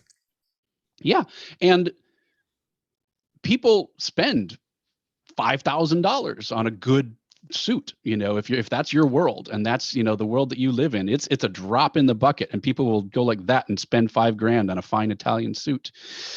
But then they don't spend $5,000 to do this. My entire setup here, not counting the computers and things, is less than $5,000. Mm-hmm. And again, I didn't build it all at once. I did it a little bit at a time. What can I improve? How can I get my lights a little better? How can I get my camera a little better? How can I add telestrating and things like that? And so I follow a lot of smart people online, and I try really hard to learn from them and pick up what I can as we go. What I saw in the past few days also, Brent, is that we were watching the live presentations of all the projects here at the Be Your World competition. There was videos, wonderfully made, often. And then there was the presentation that followed the video. And there was a big difference in quality between several live presentations. Some were indeed up the nose or on the phone in the public transport, and others were just wonderfully designed and executed. Do you think they would have a bigger chance of winning the award? I think so, right? It's fit and finish, it's polish, and you made a really great point that if you do show up in the flip flops and the cutoff T-shirt, you have to work so much harder. And so even if you have a better product than everyone else and you show up looking like a schlub, that's going to mean you have to work even harder to show off that your product is better than someone else's. And that product is generic. Obviously, I'm not talking about physical products, but experiences as well. Okay, let me play devil's advocate here. We are in a Zoom session. We're in a platform in a Zoom session, but in fact, we are in a Zoom session. So is this enough to build events upon? Absolutely. I think part of this myth of Zoom fatigue is dealing with exactly what we've been talking about. Mm-hmm. That it's more about the cameras and those kinds of things, the cameras and lighting, than the platform itself. It's kind of like the people that say, all right, we're banning PowerPoint because PowerPoint is terrible. It's words, well, PowerPoint's just a tool. It's just a tool, and people have been using it badly. So Zoom is just a tool, and people have been using it badly. There's plenty of other, Teams and the other ones as well that can be used just as badly. I fully maintain you can put together a fantastic event right here on Zoom. It's not about the platform. It's not about the venue. It's about what you do with it. And just like we can put on a fantastic event in the ballroom of a Ritz-Carlton, we can also put on a fantastic event in a cornfield somewhere in Iowa, or a wheat field. And I've seen it, and we've been to these types of events where you go out someplace beautiful and it's very rustic and amazing, but those are very different types of events. So it's not about the platform. It's about finding the right venue, the right platform for your events, the right place for your event to be held. Maybe there are features and functionality of this platform versus that platform, just like there are features of being in a ballroom compared to a cornfield, like having a kitchen nearby and stuff like that. So over here, at the same point as we were in our last conversation with Jura Holub, it's not about the tool that you're using, but it's about the result that you need. It's about the goal of your meeting. And I think it's an old pitfall to start with the location or start with the venue and then build the content upon it. So we should start with the content and then find the right platform. If we talk in the digital world, find the right platform for it, or the right setup. It is an old pitfall. In a home studio. Yeah, it's a very old pitfall, and it's one that I've been fighting on the technology side for a long time. I always say I would rather see old technology used well than new technology used just for the sake of it being new.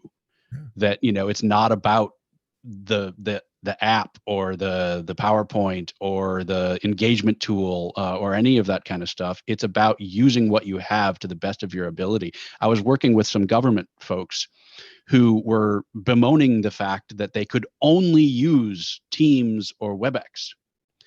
And I said, whoa. Do you know how many planners that I know that would love to only have two choices? Because they're overwhelmed by the 200, 300 different event platforms that are out there. Take the fact that you only have two choices, figure out which one of those two is going to be the best for your event, and then pour all of your effort into making the absolute best that you can out of that platform. And that's going to be way better than if you were given the option of 300, you kind of chose one because it looked good and checked off the boxes and then went from there. So make your choice and make it work. Yeah, okay. To a certain extent. So last few minutes of our interview, Brent. What can we learn from the gaming industry or the vloggers, or what can we pick up there as event professionals? I highly encourage event folks to if you haven't taken a look at some of the gaming streams that are out there, whether it's on YouTube or Twitch or something along those lines, check it out. Not because I think you're going to get necessarily ideas for your event or this is the way that it should be done. But if anything, it's going to show you that it's possible to hold an audience's attention for hours. There's this myth, especially with our online events, that we have to keep it 10 minutes only or 5 minutes only, or it's got to be like a TED Talk where we talk for 15 minutes and then we move to the next person, then we talk to 15 minutes and we move to the next person. You can hold people's attention for hours if it's content that they're interested in, and that if the people that are presenting that content are interesting and engaging. And when you watch those live streams, they're keeping an eye on the chat. They're talking back and forth like, yeah, that's the way I'm going to do it. Or no, I never thought of that before. As they're playing, while they're doing, they're multitasking on a level that blows my mind. They're changing camera angles while they're playing a game, while they're talking to people on the chat, while they're on a headset narrating everything that they're doing. So at the very least, I would encourage people to take a look at these things. Take a look at e-gaming events that were just starting to really build in popularity right before we had to go into lockdowns. Go back and see what they were doing with mixed reality. Even before 2020, before lockdowns, these e-gaming events were messing around with, what do we have a virtual host in a virtual studio space, and then we're flipping back and forth between them and the players of the game and all that kind of stuff. So there's a lot that we can learn from that side of the world, for sure. Okay, so look around. So ladies and gentlemen, if a brand inspired you to make some improvements to your home studio, please let me know in the chat what would be the first step that you would take. Would it be the I from internet, or the A of audio, the L of lighting, the C of camera, or the B of background? And maybe you can specifically mention what you're going to try out. Brent, if we would make a next step, what would be your next step? You've got this studio here. Of course, you have a lovely room there, so you don't need a backdrop. But what kind of improvement would you make? I'm thinking about ways that I can. So this is being done with a green screen. It's pretty good. Like it actually works really well. Like you can kind of see the whiskers and all that kind. You can, when I turn my head, you can see through the glasses. So it's not immediately obvious that it's a green screen compared to like what's built in Zoom. Yeah, you can kind of see the fuzzies on I'm trying my own glasses as well now. Yeah, that's good. Yeah. But nonetheless, it's not perfect. And so I'm kind of thinking about maybe putting a TV screen back here so I can still change the image and things like that in order to do it. So that's one thing that I'm thinking about doing. I'm thinking about adding some more lighting. The lighting that I have, I'll be honest with you, is only about $100. It's not, cinema quality lighting, but it works really well. And there's always something. There's always, you just kind of keep going back through that list of like, keeping an eye out for what's on sale, what equipment, being able to do things like picture in picture. So I could upgrade my switching system. I can do that a little bit right now, but not as much as I would like. And always trying new things. I keep trying new headphones, new headsets. I just switched over to this wireless audio. Are we getting anybody? Is anybody responding in the chat? You guys are so quiet. Not yet. So quiet. So I if thought it was afternoon over there. It's morning for me, and I've had lots of coffee, which is why I'm so energetic. But did everybody take a little nap? What's the time in your place, Brent? Where are you calling from? 9:43 in the morning, so it's not too early. Okay, here it's 4:45 in the afternoon. So maybe it's the afternoon dip that we have here. Yeah, so if you want to put in the chat what your next step in improving your home studio is, just write an I or an A or an L or a C or a B. That will help. Brent, you like trying out things, and you like things with switches and wires and things like that, because that's also your work and your hobby. But if I am an absolute nitwit on that in that area, and I don't even know if I'm connected to the Wi-Fi or to cabled internet, why should I start? It's all those slow steps into improving the overall look and feel, the overall experience, the overall professionalism that you're coming across to your potential clients, to your internal stakeholders. Again, that level of, if I'm on a call with an executive and I, calling in from my bedroom and all that kind of stuff, they're not going to take me as seriously as if I come in like this. So which everyone wants to be taken seriously in their job and in their profession and in their own company and with their clients and with their vendors. So it's all these little steps that we can do. Find a way to get that hardline internet cable connected. Go look at the back of your Wi-Fi box and try and find the little cable and say, is there any way I can run a cable?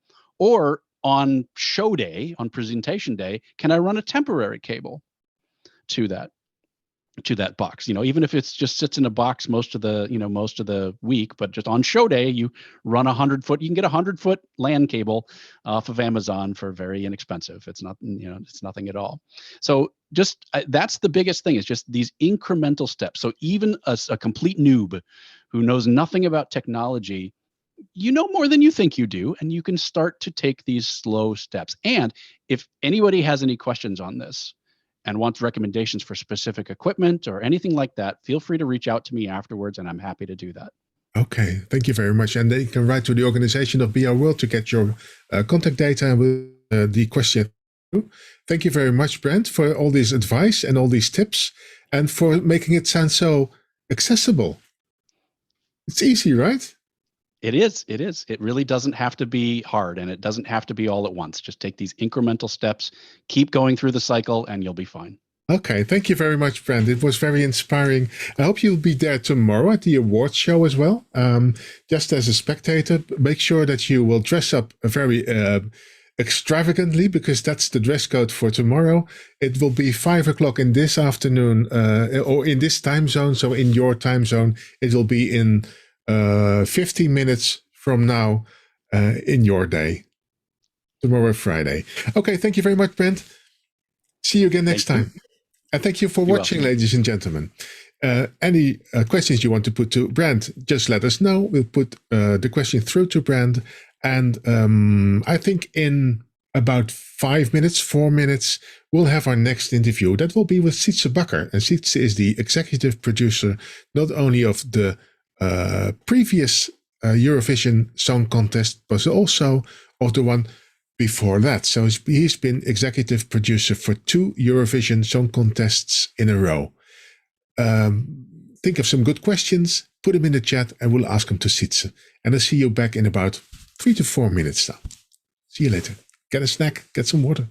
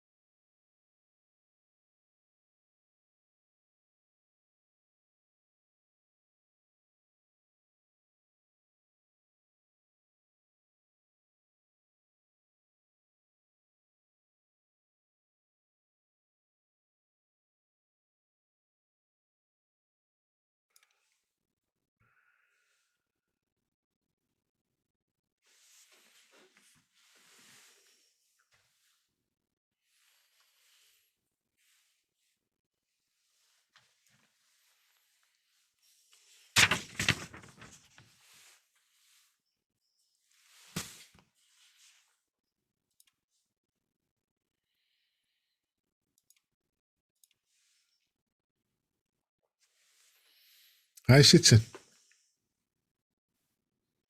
Very good afternoon to you. Good afternoon. Your home studio looks okay.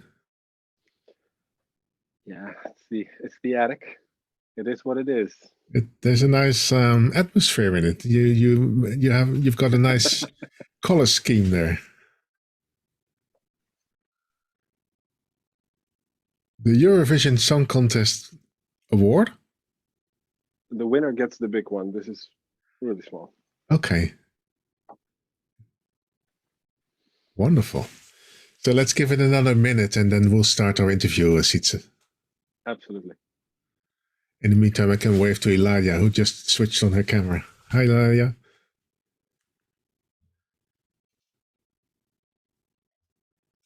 I found some images of both editions, Sietse. I will show them later and ask your comments on it. Sounds good. Looking forward to it. And if it all works out, I have a video to share as well. So let's see if that works with the connectivity. Okay. I should have drawn that cable that Brian just talked about. I tried the video and there were some problems. So maybe we should skip the video. And I think what can be seen in the video, can also be seen in the pictures. Sounds good. Okay.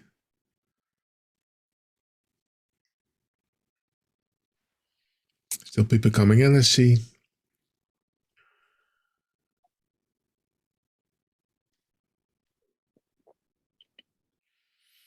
This interview will also be taped, Sietse, so you can view it on the Be a World channel later on the YouTube channel, I think. Forever part of online history. Exactly. And I'm very happy that you are recovered. Well, not entirely, but I'm still in isolation here for those who are listening. I actually do have COVID, and I'm in my attic, isolated from my family downstairs, but well enough to join you here at the BA World stage with all of you and with Hans, of course.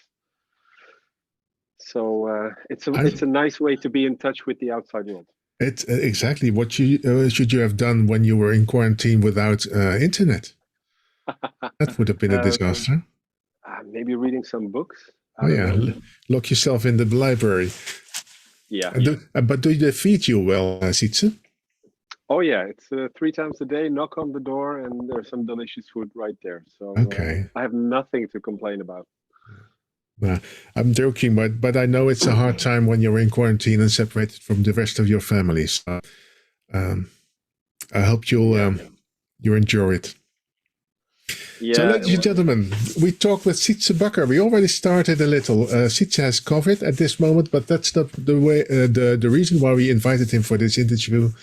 But we invited him because he's the executive producer of the Eurovision Song Contest in 2021 and also in 2020. So, Sietse, does that make you the first executive producer of the Eurovision Song Contest for 2 consecutive years? Well, before I answer that question, Hans, thank you for inviting me. It's great to be with you, especially now that I'm in isolation here in the attic. So it's good to be with you and with the BA community. And yeah, to answer your question, I was not the first one to do it twice. There have actually been people before me that did it twice, but I was definitely the first one that had to endure a cancellation due to a pandemic that never happened before in the history of the contest. Yeah. So you could not copy what you thought of the year before.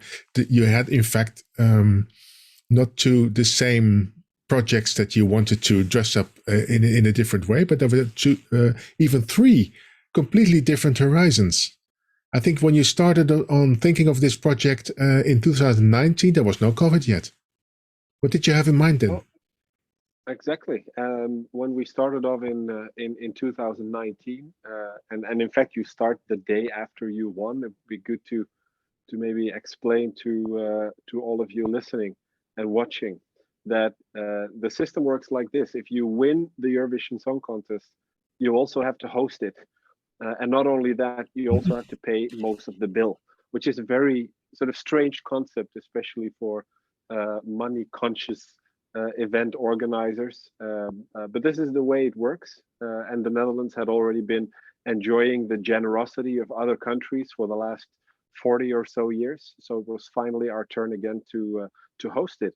And you start off with this idea that you have basically a bit less than a year to organize a contest, to do it well, and hopefully also do it better than the country that came before you. And then in March, like it happened to all of us, we were confronted with a quickly spreading pandemic, and I think it was right between the Euro football and the Olympics that the decision was taken to cancel the 2020 contest, and then we had to really look carefully if we could do it again in 2021, because that was not a given. It took a lot of effort, conversations with our insurance company, with the host city, the venue, with our key people in the team, to make sure we could keep everyone together to do it again in 2021, knowing that it would be under pretty challenging circumstances. And keeping everyone together, you mean the whole team, keeping the whole team together? Yeah, I mean, you know, good people, especially the good people that we try to bring on board the team, they had jobs, and to step out of that job for a one-off, for an event like this, was of course a difficult decision for them. But then to suddenly have to decide, you know, do I do this again for another year under challenging circumstances? That is not something we took for granted. But we were very happy that that I think it was 99% of the team stayed on board. So we were very grateful for that. The city stayed on board. All the participating countries had full confidence in the way we approached it, and I think it was within 6 weeks that we were able to announce that we would host the contest again in 2021.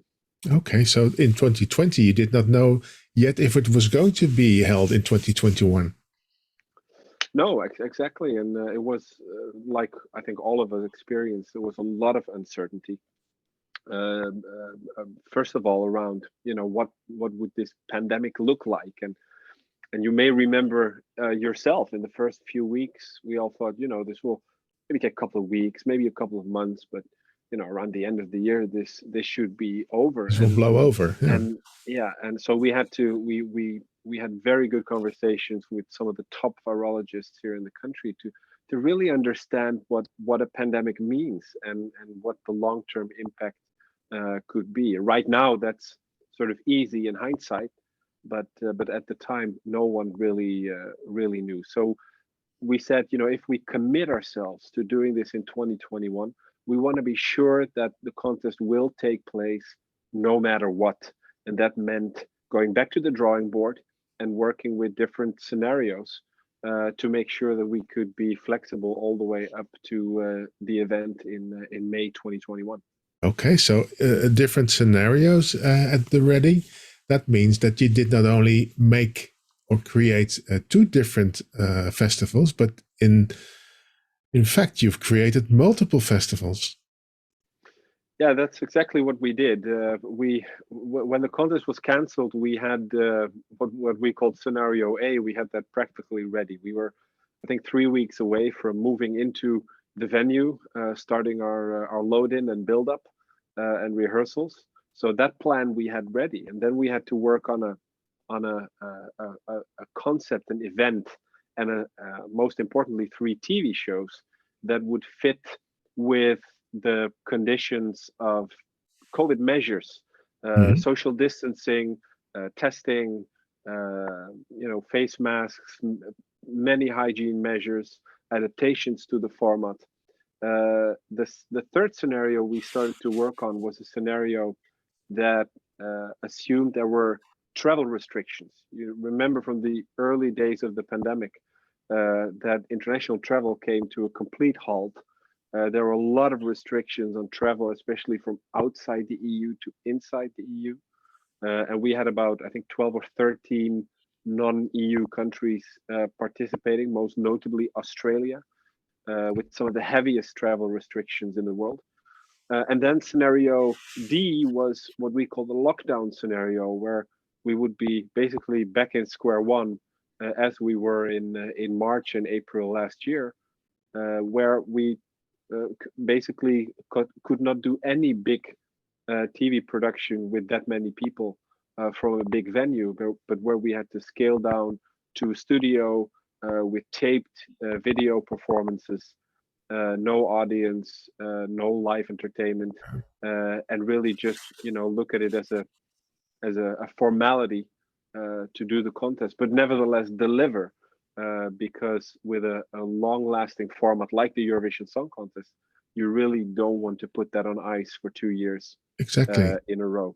Exactly, and there's not only I realize now that there's not only a restriction in the number of people that you can have in the audience physically attending, but also in the number of people that you can have in your crew. Yeah, exactly, and the Eurovision Song Contest is one of the most complex, if not the most complex, TV production in Europe and probably in the world.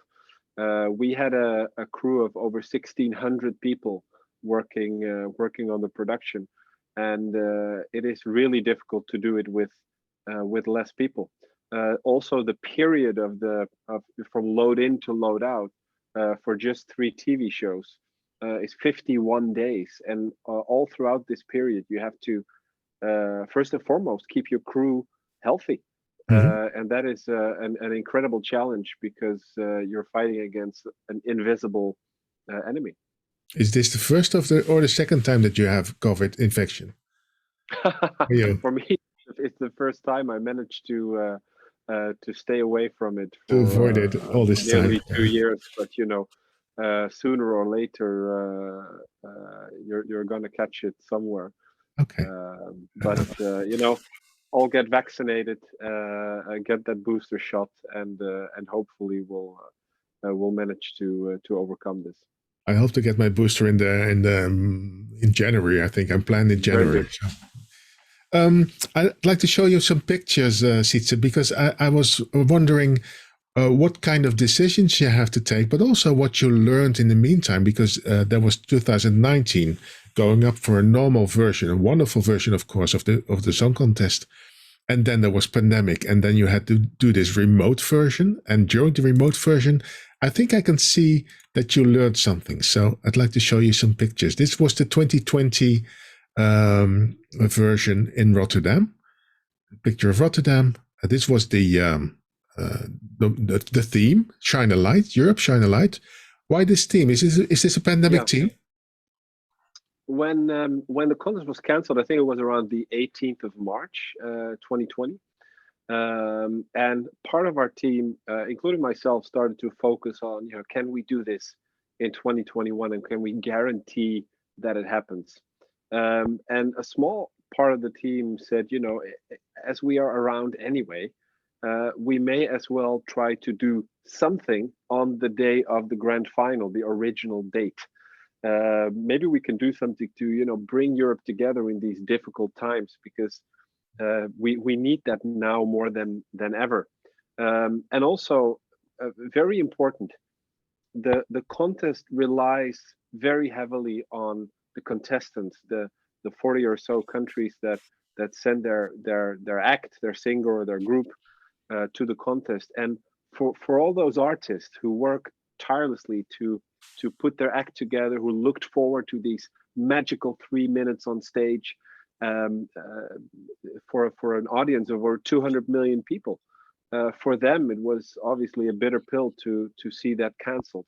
So we thought, can we do something to put the spotlight on them, to celebrate their creativity, their talent, and at the same time reach out to Europe and inspire someone. And from that emerged the idea to do a show called Eurovision Europe Shine a Light, which was a 2-hour live show we did from a smaller studio, but nevertheless with with only 6 weeks time and a small crew, I think of around 80 people, with lots of video connections.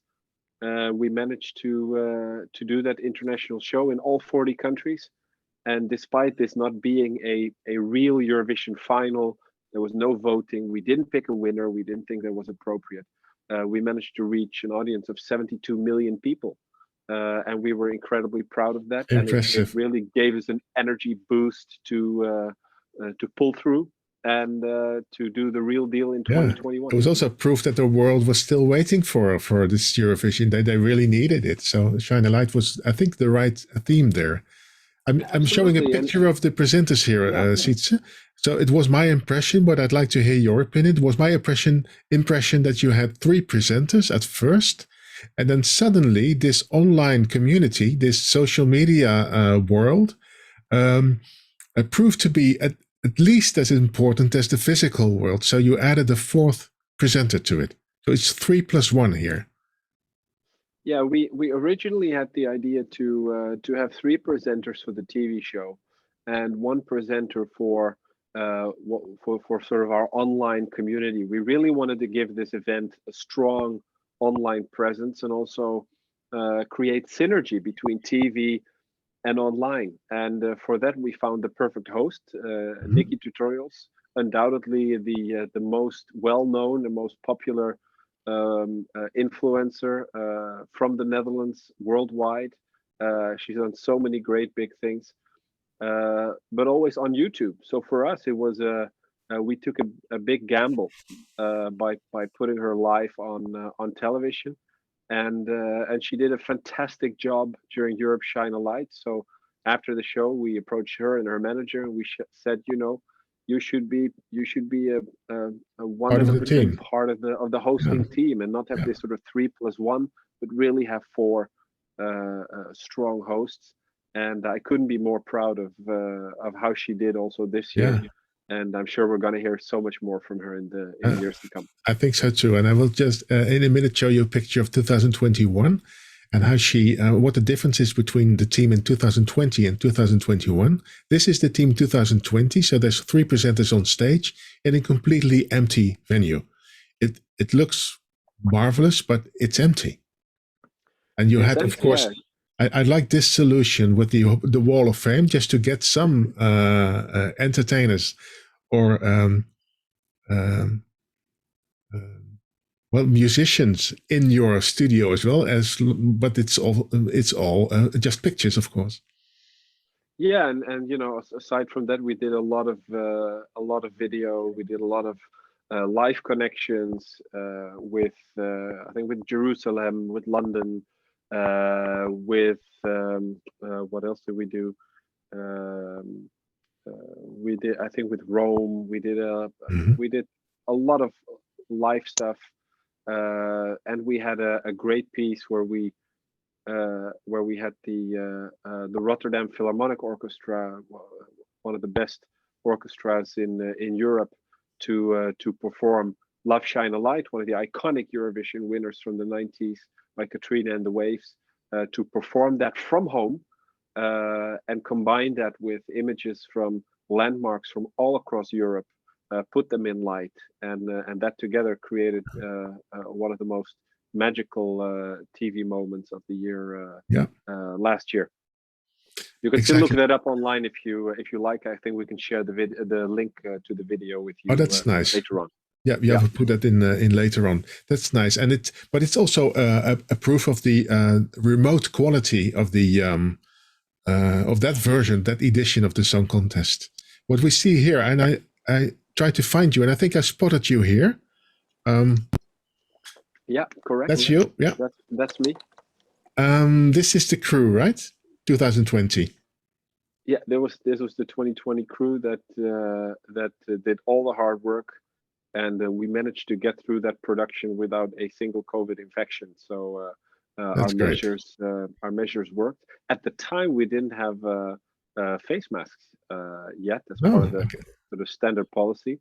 In 2021, that was a bit different. We've been working with FFP2 masks for 51 days at the time. But by spreading your arms, you kept the social distance of 1.5 meters at least.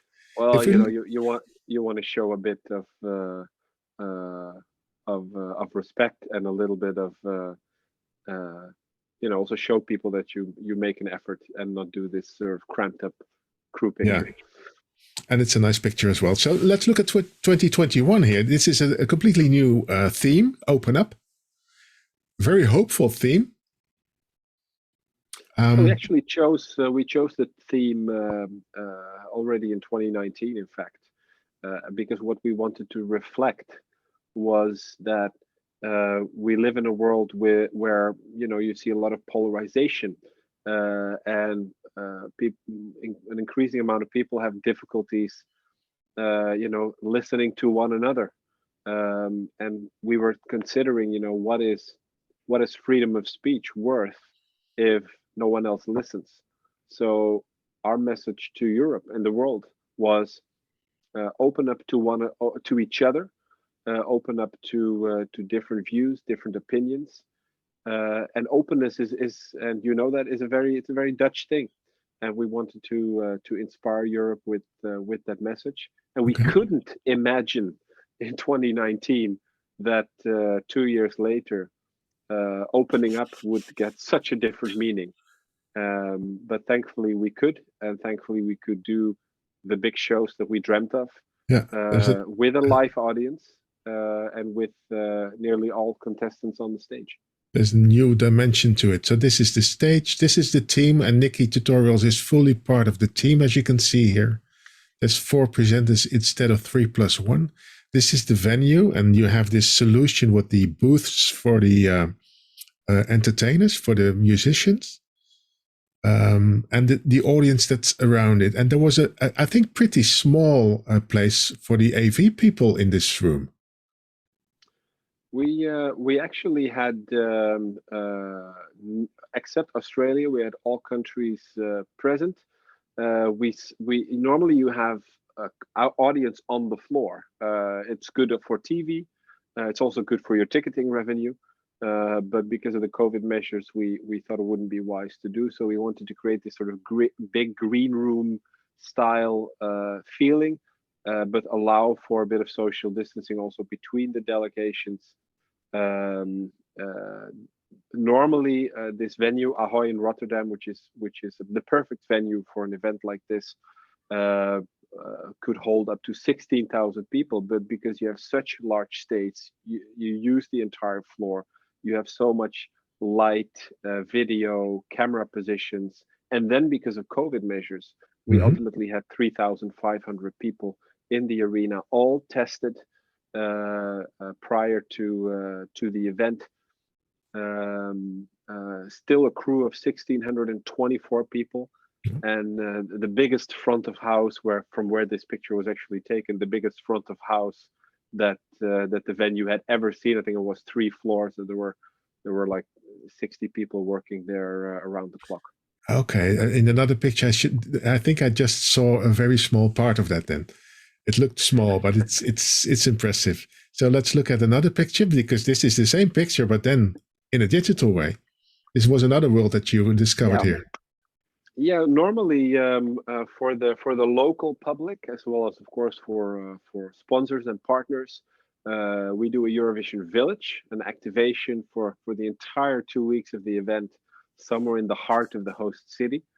And because of the COVID measures, that was unfortunately not possible. So the city of Rotterdam really showed all their power in short time to build this sort of virtual environment where you could go and watch live performances, meet the partners, meet fans, enjoy the music. They did podcasts, events like we do right now, and it brought together more fans actually than you would normally do in a physical world. Yeah. So this and was even also... though I think we can all agree that a sort of a physical experience is nearly unbeatable. It was really appreciated by fans in Europe and around the world, and they got some awards for this. I think they got some Lovi Awards, nominated for a Webby. So this was really state of the art. And I think maybe the circumstances were a driver to speed up this development as well, because I think without COVID there might have been something like this, but not as elaborate or as high quality as this. And this is also a nice new stage, of course. So you made a stage out of the whole city, and what I thought was impressive was the number of rooftop performances. Yeah, we thought, how can we still bring life to what is normally a very lively city, a very diverse city, a city that deserves to be shown. Having lived in Rotterdam has lived in the shadow of Amsterdam as the capital for many decades. But Rotterdam is really worth to watch, and it's really worth to visit. And we thought, how can we show that to the TV viewer, and at the same time infuse some energy into the city? And we did that with rooftop performances throughout the city of Eurovision evergreens, and that really gave a very energetic performance. Yeah, also enlarged your stage, of course, not only within the venue itself, but the whole city took part of it. These were the winners. So Italy, Måneskin, yeah. 2022 in Italy. Are there any... Will be held in Italy indeed. I think the last time it was held in Italy was in 1991. So they've waited for a long time as well, 30 years to host it again. And broadcaster Rai, the Italian public broadcaster, has ultimately decided to host the 66th Eurovision Song Contest in the city of Torino, well known, of course, for hosting the Winter Olympics in the early years of the millennium. And we're really eager to see what they come up with. I know they're working really hard right now, also under challenging circumstances because the pandemic is not over yet. Mm-hmm. And do you think they have learned something from your struggle and from your overcoming the challenges? Or maybe to put it in another way, are there any tips or pieces of advice that you would give them? Yeah, absolutely. And it's good tradition that if you hosted the contest, you sort of hand over everything you've learned to the next, so they can do an even better job and take the contest forward and make sure it lives for many decades to come. I think if there's one thing that that we learned over the last 2 years is to be prepared for everything, because if you are, then nothing really is a crisis. And that may sound odd, but we're all at the beginning. You know, this pandemic was a crisis for many of all of you as well. Probably the biggest professional crisis that we've ever seen. But now that we're sort of almost 2 years into it, our advice was don't consider it a crisis. Assume that it's still around. Develop scenarios that give you 360-degree flexibility all the way up to the very end. Not only in the way you organize yourself, but also in the way you budget, in the way you manage expectations, and make sure that all your stakeholders know these scenarios. Because I don't think anyone blames you for you know, not being able to do your plan A. If the pandemic takes a surprise turn, but it is unforgivable not to be prepared for these kind of eventualities, and that's what you will be judged on by your stakeholders, and most notably your visitors, your ticket holders, or in case of television, the TV viewers. So what you're telling us is it's unforgivable not to have a plan B? Not to have a plan B, and you know, if there's one thing I can share here is the question I got a lot before the 2021 contest, which was, what is your nightmare scenario? Mm-hmm. And a lot of people, journalists, assumed, even people on the team assumed that the nightmare scenario would be Plan D, which was our lockdown scenario. And I always said that's not the nightmare scenario. The nightmare scenario is if we deliver the event, that we look each other in the eye and have to realize we didn't do the best version possible under the circumstances.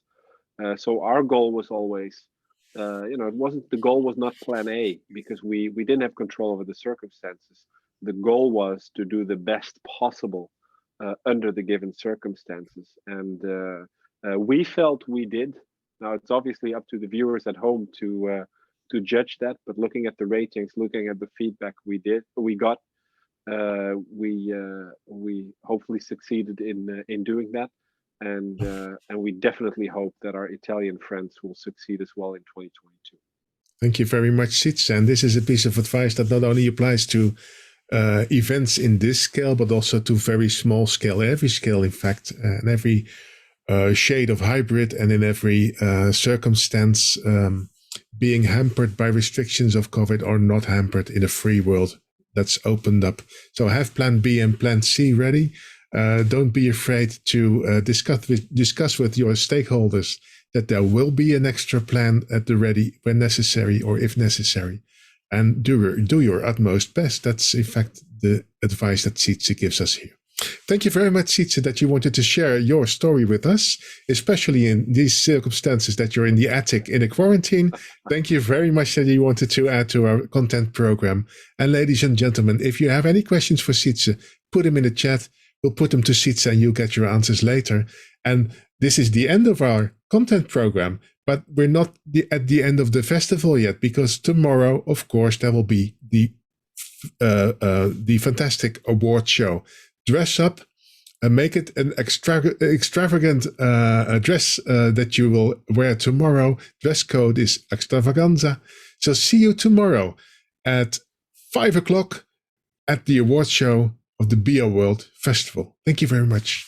Bye-bye. And Hans, before we conclude, let me also compliment you for your great job today. Normally there will be a round of applause right now for your hosting today. So thank you very much, and on behalf of everyone attending, applause to you as well. Thank you very much, Sietse. That's very nice, and it was my pleasure. Thank you. So let's all applaud. Bye-bye. Well done, Hans. Really well done. Thank you. Very much. Thank you, Salvatore. It was a great job. I mean, I really liked it. It's lovely to talk to Sietse and to Juraj and to Brand. It's if I can choose, I would well, not every day, but I would volunteer. yeah, that's good. You But must be Hans, exhausted. very good Ciao, job. Nadia. Ciao. Ciao, Ila. Ciao. Hello. I want to meet you in the Bear Winter Wonderland. Okay, so let's go over to the Winter Wonderland all together, and we can have a nice evaluation or meetup. So Yeah, let's see each other there. So, I have to work with other things. ciao, But thank Salvatore. you very much. See you tomorrow, Hans. Thank Yeah, you, see- Lasse. See you tomorrow. Tomorrow I'll be audience. I just be laid back, dressed up, and ready for the award show. I'm really looking forward to it. Good luck for tomorrow. Okay, bye. Thank you. Thank you. Ciao. Ciao. I'm going to the Winter Wonderland now. Ciao.